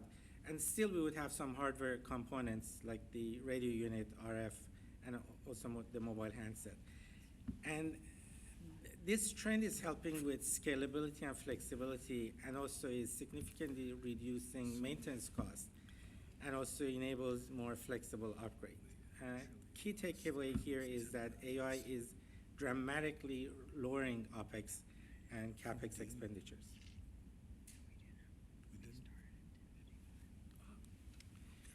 So these are some examples here on this slide of how AI is being used in future telecom mobile networks. One area is AI used for layer 1, layer 2 radios. Examples, there are using AI for channel estimation and prediction, using AI for pre-coding and scheduling. AI is being used for network automation. Examples, there are network analytics and network parameter optimization. And also, telcos are using AI, LLM. Sure. Oh, to speed it up. Sorry. Yeah, sorry, we are running out of time. So happened last time also with my slides. Yeah, so just key takeaway here is that AI is helping with automating network control and management, and significantly helping with scalability and reliability. So just here is an example of AI in 6G. 6G would have, or envision to have, 4 key components. AI native sustainable network is supposed to be ubiquitous, provide ubiquitous coverage, and be quantum safe. The key point here we wanted to cross is that AI is going to be used in enabling all these different key attributes of 6G, and it's going to have a pervasive impact on all of these attributes. In the next couple of slides, I have some examples of how AI is being used in mobile networks. I think, Ardavan, we might have to go to summary, so we have a Sure. couple minutes for question. We have 2 Sure. minutes left. Oh, 2 minutes left. Okay, let me. Thanks, Lisa. Should I move to the I summary? think you should hand Adam the clicker, Sure, because sure. he's going to Yeah, wrap yeah, us up, sure. I think, right? Yeah. If you go to summary. Yes, sorry about Right that. there. Okay, Okay. we're here. Yeah, so I think there's quite a bit in the view graphs that we haven't been able to cover. But I would say in summary, what we would say is that we do see the introduction of AI that really is pervasive. And I would say in two different ways. One is if you try to build some kind of a stack model of what the network looks like from the physical layer on up, is one dimension. I would say the other dimension is in all aspects of the life cycle of what we call a network today. Okay? The ecosystem is very large and complex. The use of spectrum, agreements and standards, all of those, I think AI is going to have a significant positive impact. While there are things that you do have to watch, I think the promise of what it can do and the experimentation that goes along with it is fairly important. But if we look at it, I think the important thing to consider is the amount of experimentation, pilot deployments, real learning curve, that somehow we have the regime in a regulatory sense that encourages that and supports it. I think we should be looking out for creation of new and unanticipated services and products. That consists of things that we like, that have a positive impact. But I think at the same time, we have to watch for sort of the unintended consequences and things that may not have that positive an impact and be ready to deal with them. And then the last one is really, and I can't stress this enough, is if you start looking at the use of AI in the way we build our networks, again, from the design of things all the way through the way we run them, the economics of both OpEx and CapEx is likely to change considerably, okay? A lot of churn, change of players in some sense, and I think at the same time, you have to make sure that on a national level, we continue to have the CapEx attracted and make sure that those future services are built out, because that is what serves the economy. And then lastly is that the business models for the operation of telecommunication assets are again likely to change considerably, okay? I think... If we need questions, if there's any time. I think we're ready for questions, if there are any. And I'll Yeah, work on go ahead. forwarding slides. Any questions or comments for Adam and Lisa and company? Yeah, go ahead. Yeah. So it's more of a comment than question. There's quite a bit of activity going on in the defense industry in the context of tactical networks, where they want to operate in congested and contested environment. Yep. And much of that could be transferable to the commercial industry. well, I'm happy to work with you. Yeah, so I mean, let me put it, having been responsible for a unit, for quite a few business units that specialized in that, I'd say the answer is yes, okay? At the same time, what I've seen over time is that same thought, and then the difficulty of what it takes to actually, how would I put it, translate that into a commercial setting, okay?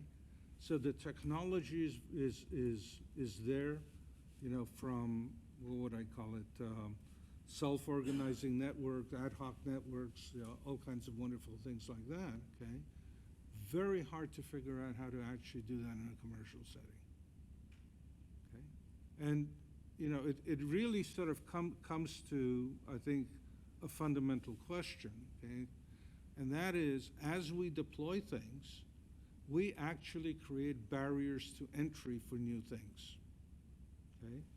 And how do we stop, to me, I mean, this is on a personal level, I haven't said anything with the group, is, this whole business of doing 1G, 2G, 3G, okay, is sort of maybe good marketing at one level.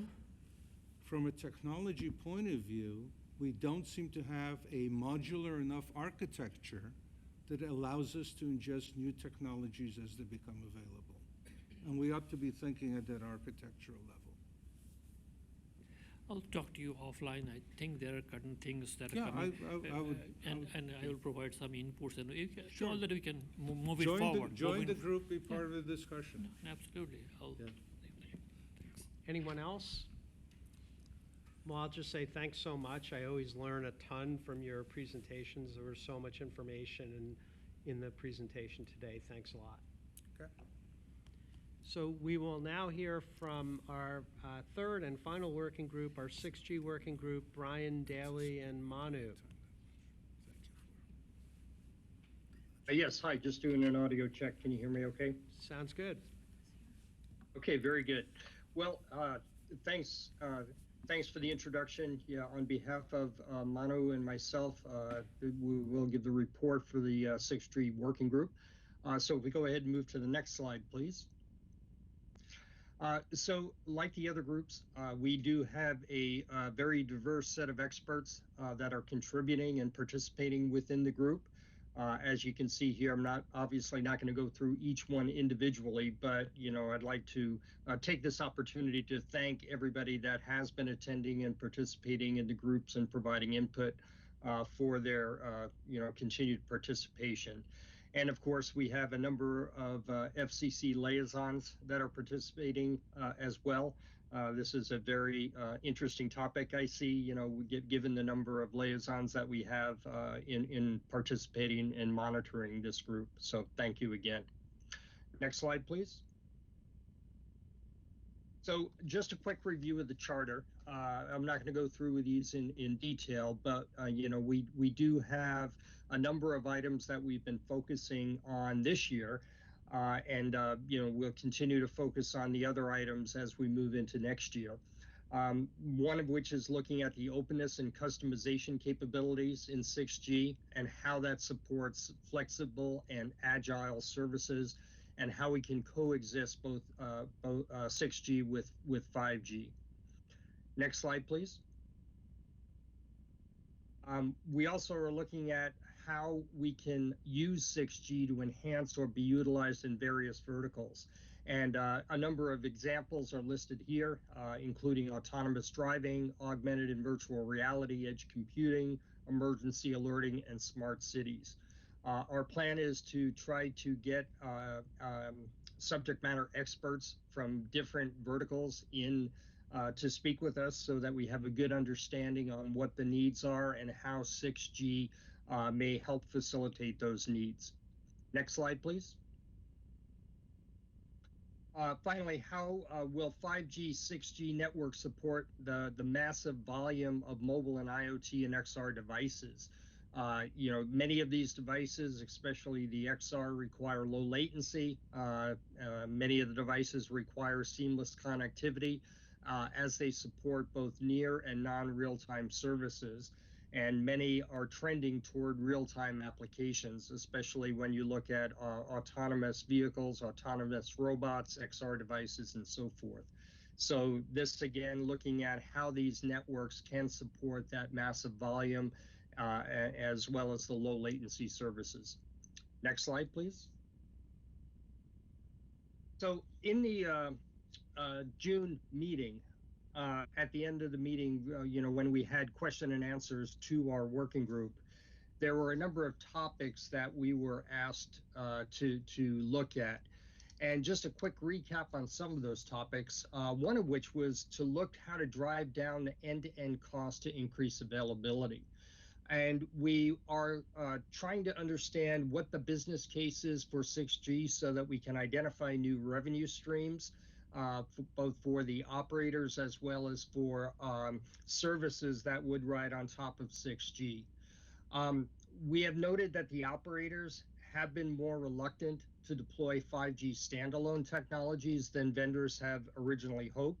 And the reason for this is the struggle to find a business case to justify upgrading to 5G standalone. And what that translates to is not a full realization of the full set of capabilities that 5G has to offer. Also, as we move toward open architectures, the ultimate goal is to reduce the total cost of operations.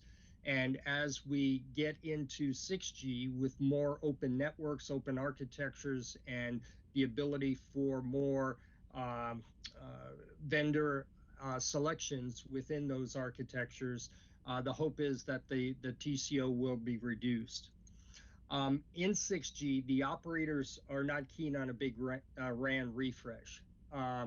We found, as we moved into 5G, it did require a RAN refresh. Doing another refresh at the next generation, the operators are not too keen on that. However, what we're seeing is most of the 6G research and development projects, they're focusing on new RAN technologies, which again would push that RAN refresh. So we have a bit of disconnect there between R&D and what operators are asking for as we move towards 6G. We also recognize that we have to deliver growth opportunities for operators as we move to 6G, both for operators and services that operators can offer to the customers, and also how to drive out cost within the networks. Analyst Mason had a good report that came out in May of this year, and they talked about that although more than 20% of the initiatives identified focus on use cases, So far, there has been little analysis on what actual revenue or profit growth specific use cases could deliver for operators or for enterprises as we move towards 6G. So we really need to get an understanding of what 6G enhancements can drive innovation within businesses, and how that will help as we move toward the evolution in this 10-year development path. Next slide, please. The second area question that came up during the meeting was around sustainability and energy consumption. The ICT ecosystem does have a pathway to reduce to net zero emissions by 2050 at the latest. And looking ahead at 6G, sustainability needs to be inherently pervasive throughout the entire network. And that's already recognized. And some of the reports, such as what we see out of the NextG Alliance, really do focus on sustainability within 6G. Every 6G use case, we need to take into account the life cycle analysis of energy expenditure and efficiency, and how those use cases will affect overall sustainability. And this has to be done starting at the first step in the design process all the way to the commercialization and assessment steps. In the RAN itself, that's where the major consideration for energy consumption is. So improving energy savings and efficiency, that's very pivotal to the 6G RAN. Overall energy performance really is looking at two main areas when we look at the RAN. The first is climate control. How do we keep the equipment cool, and as well as the base station equipment. It's also impacted by operational configurations, including the network density, what spectrum bands you're operating in, the bandwidths, and the number of radio access technologies. I mentioned climate control. In a RAN site, cooling accounts for about 40% of the power usage. So efficiently removing heat will help improve RAN power use efficiency. And finally, to further improve the energy efficiency in 6G, there are various topics that are being explored, including energy optimization of device types, low power wake-up signal, low power wake-up radios, energy optimized channel state feedback, and joint network and device energy optimization. Next slide, please. So the final question that came up from the June meeting was the role of APIs to modularize the architecture. So as we see new 5G network capabilities being exposed through data service APIs, those are going to become more readily available across global networks and countries. And that's going to help make seamless and easy to access within a controlled and federated market. Using these APIs, the operators do expose network data and capabilities to software developers who can leverage that data to create new applications and services. And this will foster innovation, growth, and profitability as the API economy flourishes. Just one example of this is the GSMA Open Gateway Initiative, which is a framework of network APIs designed to provide universal access to operator networks for developers, and helps developers and cloud providers enhance and deploy services rapidly across operator networks, and provides a single point of access into those networks. Next slide, please. So now we'll move into some of the Charter topic updates. If we move to the next slide, please. So one of the subject matter experts we had come in was actually from AT&T to talk about ATSC 3.0. Now, this is the new television standard that was adopted by the FCC in 2017, and it helps enable a convergence with broadband streaming. It does provide video, audio, and data in a standard IP format. What is of particular interest is data casting on ATSC 3.0 that can enable for a low latency push of information, more of a broadcast push of information to devices in a metro area or region, regional coverage area by the ATSC 3.0 station. It will allow for reliable time-sensitive communications across regional areas especially in congested environments. In a major metropolitan area, one of the issues, is spectrum availability, congestion, and so forth. So this would be complementary to cellular and broadband services. Next slide, please. So what is being looked at is additional content offload from the cellular network. It provides the ability to integrate when you have a strained cellular and broadband networks to offload popular or surging content and improve network efficiency. It can target broadcasting transmission for a number of different use cases, provides enhanced GPS, localized emergency alerts, personalized content, and dynamic ad insertion as well. The overall benefit is it does help increase network capacity by providing this alternate data path route to end devices, decongesting the data pathways, and more content can be cached at the edge of the network and quickly delivered to consumers. And it does have fast download speeds. A single 6 megahertz television broadcast channel can get 50 megabits per second plus download speeds. Next slide, please. So AT&T and others are looking at not incorporating the ATSC within the mobile device itself, but providing a dongle that can be used for the data casting services, and that would be connected via Bluetooth or Wi-Fi to an external device, such as a mobile phone. Some of the initial use cases that are being looked at are digital signage.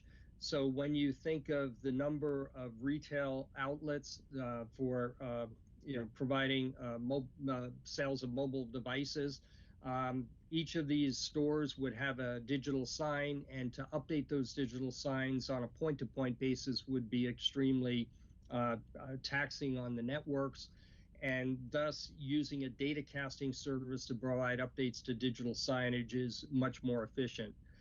The other use case being looked at is firmware updates, especially as we move toward more smart vehicles and firmware updates within vehicles, connected cars. That would be one of the other updates. Some of the other data casting use cases that are envisioned are Internet of Things, to download information to large number of IoT devices, software updates to devices, firmware updates, map updates, for example, in connected cars, media services such as the digital signage, which I mentioned, connected cars, again, which I mentioned, and also some of the agriculture use cases. So those are, the dongle that's being used appears on the right-hand side. Again, it's something that would have the ATSC receiver in it for the data casting information, and then could Bluetooth or Wi-Fi to another device, such as your digital sign, in order to get your information over to the sign. So with that, we'll go to the next slide, and I'll turn it over to Manu to take the rest. Thanks, Brian. Just a quick comms check. Sounds good. Okay, perfect. Thank you so much. So yeah, continuing the charter topic updates, the next topic is around open architectures for 6G. And I'll just piggyback off a comment that was made on the AI/ML side around the DoD and tactical and contested and congested environments. So this was a presentation we had from the Future G Office of Undersecretary of Defense office.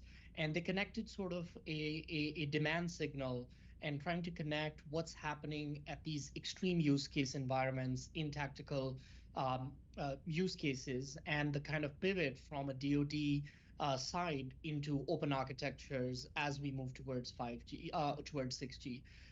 The notion is combining some of the significant CHIPS and Science Act investments made both in microelectronic commons as well as in the Future G initiative, and trying to move and coalesce in a public-private partnership endeavor, creating an end-to-end open source radio access network software, as well as combining it with open hardware virtualization. So the microelectronic commons efforts and the hubs that have been instantiated and created.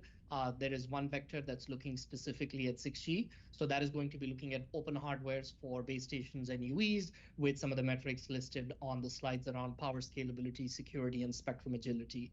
And then on the software side, there is this notion of, for the first time, kind of a nice interplay between adopting and kind of assimilating to the commercial curve of where industry is going with 3GPP standard driven 5G and 6G systems, and then trying to make sure that the extreme use case or the adaptations that are required can happen predominantly on the software side using kind of the open interfaces. And a comment that was made around the modularity and swapping of different components and utilizing components like the radio intelligent controller, as well as moving capability across different open interfaces, either defined by 3GPP or by the O-RAN Alliance, would be something that would provide or help realize some of the key benefits around security, customizability, interoperability, flexibility, transparency, cost effectiveness, and also help accelerate the speed of innovation.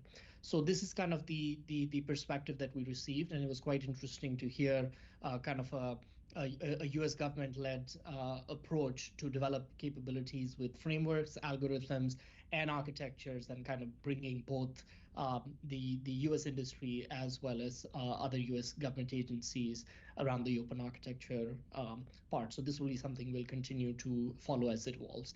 Next slide, please. Okay, so we also received an update across some of the 6G use cases, and we kind of pivoted towards augmented and virtual reality. So this was kind of a cornucopia of extended reality, virtual reality, and augmented reality. And we had this presentation from Qualcomm, primarily looking at it from a use case requirement perspective. So just to level set on what we are defining, or what the industry and the community is defining as XR. This is around kind of digitally enhancing the physical space around you with augmented reality. Also kind of sharing a virtual space with virtual reality and mixed reality, and spanning both the physical and the virtual worlds. So this is the physical instantiation and the digital twin instantiation. And from a market use case perspective, persistent, personalized digital experiences is something that is going to be moved forward by this industry. So that's kind of the vision that was shared with us. And then to relate it back to sort of what would be required from a mobile network communication systems, the key metric that this industry and community is tracking is this motion to render to photon latency. And as you can see, that's sort of calculated by calculating the latencies across the edge processing, obviously the 5G round trip time over the air, and then the device processing on the user device or whatever form factor that device is going to take. That's going to require or put quite a significant strain on the network capacity, as well as the demand per user of between 0.1 to 10 gigabits per second. And the drivers for moving or pushing this AR, XR, VR use case is around the interactions to provide ubiquitous, low power, and also kind of touch on joint communication and sensing to deliver digital, virtual, and immersive interactions. And this will also help with delivery of 3D digital content and the digital twins that will be created both in a Industry 4.0 context, as well as for a consumer market by modeling a complex physical world in the metaverse. Can we skip the next slide? I think we just we may have made an error. So can we skip a slide and go to the next one, and then we'll come back one if that's possible. Thank you. Yep, thanks a lot. So just to continue that the theme on what's happening on the standardization side here. So this community is very active, and there are 3GPP enhancements that have been looked at and have been standardized starting from release 15 around enabling low power modes. So this will allow user devices and G Node Bs to sort of conserve energy when not required. uplink enhancements because the device side is going to be quite processing intensive. And if you're looking at offloading some of the application processing to the edge, you're going to have to make some modifications to the uplink messaging, for example. Burst handling, because this traffic can get very bursty when you really are sending large amounts of files, whether it be from gaming or from collecting the physical world samples for digitization. And also some of the additional items in Release 18 around device latency and power efficiency. So these study items are continuing to be looked at. So we're going to continue to follow the evolution of this community, and predominantly you're going to look at, or these are kind of some of the approaches that are being looked at to meet the requirements that we've shared so far around staggering the UE traffic arrivals at the G node B, sleeping after a low latency uplink transmission, and also low latency mobility handling by the network as the evolution continues. Could we go back one slide, please? Thank you. So the last update we received in this quarter was around full duplex. And just in the spirit of a kind of nice discussion and debate we had during this SME presentation that was delivered by Rice University Professor Ashutosh Sabharwal, we tried to sort of converge on what we mean by full duplex. So this was a term that sort of was agreed upon in the working group, and that was simultaneous in-band transmit and receive. And we received an update on where the technology is going to go, because from a layman's perspective, even today, 5G systems are satisfying full duplex. But in this case, we're talking about simultaneous in-band transmit and receive, and kind of the bottom line up front is there is a key issue in realizing this, which is self-interference of the signal. So there are certain approaches that are being studied for canceling and suppressing this kind of self-interference. And some of the issues that we're looking at are now with the proliferation of massive MIMO antenna arrays, some of the cancellation techniques in the analog domain don't necessarily scale for the large arrays that we have in 5G, and probably we'll see more and more elements come as we move towards 6G. And some of the ADCs are not evolving at the accelerated speed that we're seeing the compute paradigm move. And then there was an issue around the deployment challenge, which will require, if this kind of a technology is adapted in a brownfield environment around legacy, especially around the TDD network deployment, where matching the uplink and downlink configuration changes, given that you're now going to be able to send and receive in the same band simultaneously, will be something that is being considered. So what the key benefits are obviously increased data rate, because you're able to do transmit and receive in the same simultaneously, and this would be beneficial for high data transfer applications in 6G. So we'll continue to see where this kind of a technology evolves. And for example, the AR/VR use cases that we talked about, this could also be kind of a game changer for that. Also see some utility in joint sensing and communication, because now you're doing simultaneous in-band transmit and receive, and you can also think about adding sensing in there. So this is obviously a key enabling technology, and that was something that the working group is going to continue to monitor and reach out to additional subject matter experts to understand some of the proposals that we are seeing in 3GPP around standardization of this technology. Again, sorry about the flip-flopping, but if we could move 2 slides down. So that's all we've had so far. This is sort of some of the subject matter experts that we've invited. This list right now is cumulative, so we can move to the next slide.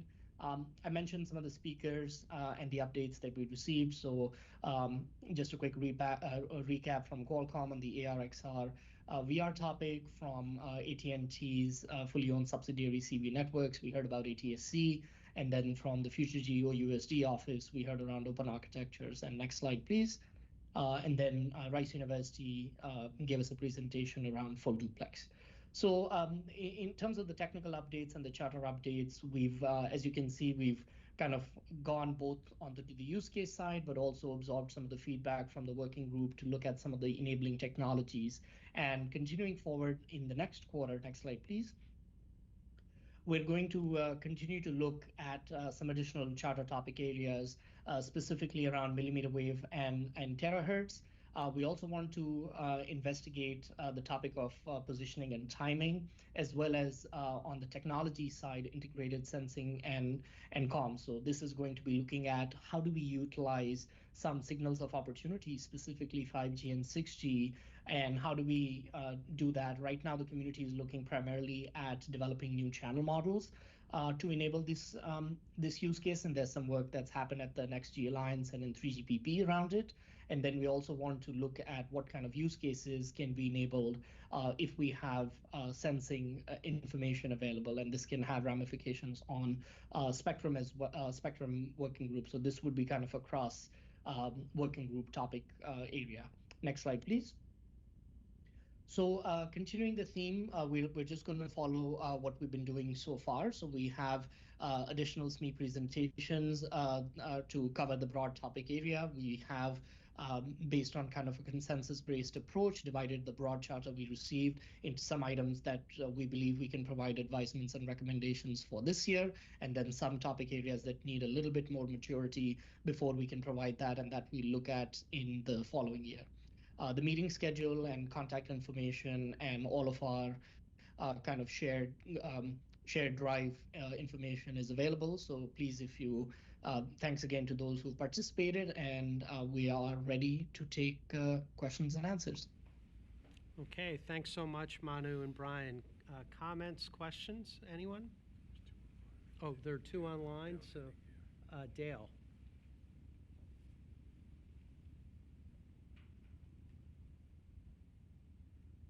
Thank you. Although I didn't participate directly in the 6G working group, I've been doing some relevant research, and after going through the PowerPoint slides and listening to this morning's presentation, a few concerns have come to mind. If I understand correctly, the cornerstone of both 5G and future 6G network is ultra-reliable, low-latency performance. This performance is key to the applications like autonomous vehicles, industrial automation, remote surgery, and augmented and virtual reality. We've been talking about latencies as low as a few milliseconds and 5 nines availability and reliability, which means 99.99% uptime, or just over 5 minutes of downtime per year. And let me pause just for a moment for emphasis. Just 5 minutes, a little over 5 minutes per year. Now, our nation is making an enormous bet on the ultimate success of 5G and future 6G networks, not only to protect our economic and social well-being, ensure public safety, and safeguard homeland security, but also to protect the nation's sovereignty and influence in an increasingly hostile world. We dare not lose that bet. That leads to my concern. Over the past few months, I have been searching diligently for peer-reviewed or otherwise trustworthy research that makes a convincing case that 5G networks can achieve such availabilities within a time frame and a cost that reflects the urgency and criticality of the situation. Or stated another way, using Dean's words, what is the economic impact of achieving 5 nines availability? My concern is heightened by the inherent openness of wireless systems and their susceptibility to malicious jamming and spoofing attacks at the physical layer, the RF layer of the network, if you will. This vulnerability is exacerbated by softwareization, I can never say that, which is the movement from hardware-based functions to software-based implementations in jamming and spoofing devices and systems.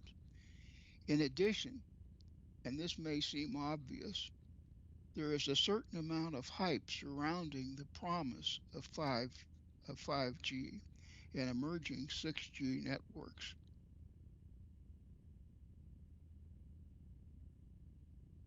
We should not, indeed we must not, let that hype cloud our vision of what is economically and practically achievable. As a trusted colleague of mine once reminded me, hype is not free. It comes at a cost. It can lead to the misallocation of precious technical resources, human and otherwise. It can steer us away from addressing the most critical issues. Therefore, in all humility, I suggest that the 6G working group directs its attention to addressing the issue I've raised. I believe the 6G working group charter supports, if not encourages, such a shift in emphasis. And let me just close by saying that these are, I hope, obvious my personal views. Thank you. Thanks, thanks so much, Dale. That was those were very powerfully stated remarks from someone that we all consider one of the, well, I do anyway, one of the wisest people I know. So Brian or Manu, I mean, obviously we could spend hours dissecting all the issues that Dale brought up. Do you have any kind of quick reaction? Yeah, so I think just piggybacking on a couple comments around the hype cycle, I think we are, we've been kind of very diligent, and obviously given the membership group being more technical and less market oriented, we've been taking things with a grain of salt and reporting those kind of the gaps that we are seeing. And today what we are seeing, as you exactly point out, is out of that 5G triangle, the URL sees something that just to be very blunt, is the can that's been kicked down the road that they want, that the community and industry and standards bodies want to address in 6G. So right now, as you also realize, we are at the formative time of defining 6G requirements. Kind of in the standards body world, that is something that's going to happen in March 2025 with a cross-plenary meeting between the RAN, System Architecture, and Critical Technologies Working Group. And that is something where kind of industry is going to provide the inputs on kind of reaching this mythical 5 nines reliability. And as you kind of very poignantly state, 5 minutes of downtime, which is a exorbitant goal. We've also looked at the open architecture, and in previous subject matter meetings have exposed some of the security concerns around open architectures, and also looked at technologies from various industry groups around low probability of intercept, deception, securing the control channel of 5G, looking at kind of the spread spectrum, OFDM-based approaches, and how they can be secured. Obviously, we don't have all the answers. Our charter is predominantly to provide advisements and recommendations, but we will take your comment to heart around looking at more of the technical evolution of how the low latency aspect of 6G is going to be realized. But please do, be patient with us as industry. As you said, you've looked at yourself a peer-reviewed material, and so have we. And we realize that in the next year or year and a half of a charter time, as some of these requirements come out to light, specifically in these public standards meetings, we will be sure to bring those perspectives to the working group. Brian, anything else to add from your side? Yeah, just briefly. Yeah, thank you, Dale. I think your statement again was very powerful and something that we as the working group need to take into account as we progress further throughout this year and into next year. And as Manu mentioned, certainly with the upcoming workshop next March, getting some of this information or some of those concerns raised in that workshop, I think would be important as well. So thank you for that again, Dale, and certainly we'll take that into account as we progress forward in the working group. Hey, great. Thanks a lot, Manu and Brian. Henning, I know you have a question online as well. Yes, thank you. And it really, I did not coordinate that with Dale, but it's in the same kind of line of thought. I'm picking up on two of the issues that were mentioned along the way, namely APIs and virtual reality and their cousins. Now, those, if I remember right, were also issues that were raised for 5G and maybe even earlier in that. And I would say neither of those, even leaving aside the much more technically challenging ultra reliability concerns, have really seen success. I mean, APIs, I don't think that the industry has been particularly successful compared to other players in the cloud and other industries. Even for telecom-related APIs. So I wonder if a working group is looking at why that happened and what lessons industry and maybe the FCC can draw from the lack of success, at least from an external observability perspective in that. And for the XR, for the virtual reality, there seems to be a particular contradiction between the notion of energy efficiency and streaming content across very high attenuation borders known as walls and windows, which inherently would disadvantage traditional, even small cell deployments compared to indoor, say, Wi-Fi style deployments. So I wonder if that would not also be a topic where instead of just optimizing the cell network, you would look at what would be better approaches, whether that's body area networks or in-room networks for achieving energy efficiency rather than assuming that it is a cell network. Let me address the APIs first. I recognize your comment. I think it would be important for us as the working group to probably get a state of the union on APIs. Getting some speakers in from the GSM Association, some of the operators that have started with API deployment with some of the TM Forum work as well. So yeah, I think that's probably something we could focus more on and come to advisements as we look at the current state of API and some of the reasons why it hasn't taken off as quickly as perhaps you suggest, Henning. Yeah, Brian, I just wanted to add again, right, we've looked at on the open architecture, Open RAN side of the house, some of these open interfaces and the notion of the radio intelligent controller that is at least a stepping stone into providing kind of the network level information through these open APIs. So that is something that we find quite encouraging because some of those specifications are now moving into what would be adopted as 3GPP standards. And I think there is somewhat of an unlocking, obviously at this point in a prototyping level, not in a commercial macro or a private network setting, but that is kind of the trend that we are observing is on the enterprise side. It seems like there is significant appetite for onboarding services. And this notion from a mobile network operator of service versatility, which is to provide the service that's required, that is probably going to be, the game there is going to be APIs and how are you going to deploy, how are you going to provide that information, and how you're able to adapt and adjust the network deployment. So it is something we've looked at, but again, the maturity, I think that point is well taken that we can look more closely with TM Forum and GSMA on that. And we can look at more why the other adoption hasn't kind of necessarily panned out. On the ARXR side, again, our perspective was more to provide advisements on how the industry is going to look at is looking at the utility and utilization of 5G and 6G networks. So obviously the comments made by our subject matter experts, we pivoted primarily on how 5G and 6G is going to be looked at. Obviously, that's primarily on the industry itself to see in a heterogeneous approach what's available based on their metrics of availability, accessibility, capacity, and latency.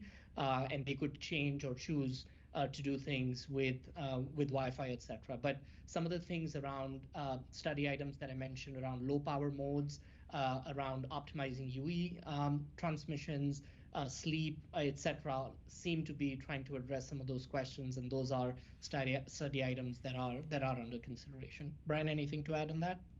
No, that's nothing further. Thanks. Okay. Hey, thanks very much, guys. So two quick comments and one final question, because I know we're getting up on time here. So first,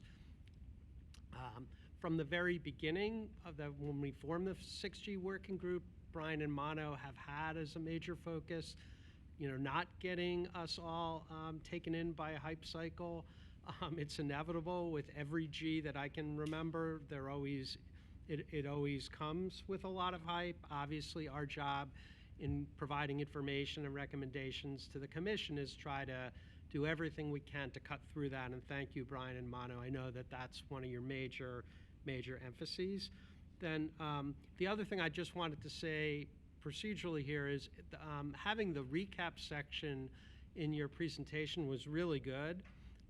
We are not trying to have Groundhog Day and make the same comments, ask the same questions every time we get together. So I really appreciated that and wanted to thank you for that. And then just last question, any changes either officially or in your in what you're seeing in the overall timetable for 6G?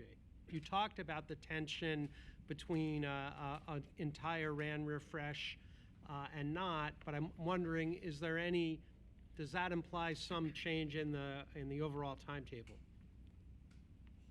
Well, when you look at the timetable for IMT 2030, which is ultimately what 6G is going to be defined in 3GPP, that's pretty well fixed, right? You've got the ITU has defined, a plan to have the evaluations and ultimately IMT 2030 specifications done in the 2030 timeframe.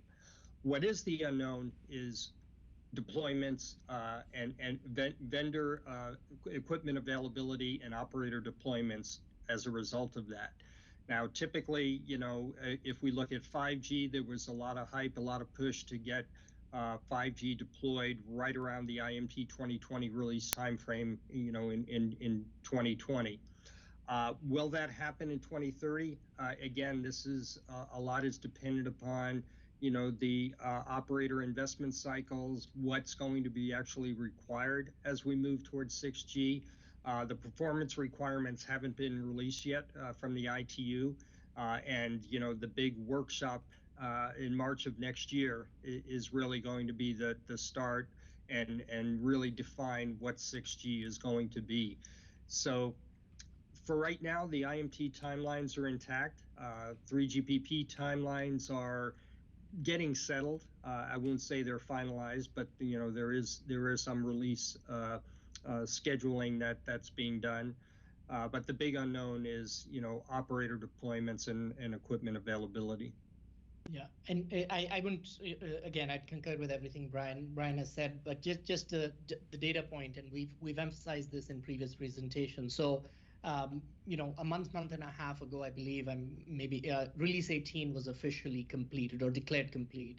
What that necessarily means is the vendor ecosystem can now go out and shop to the operators.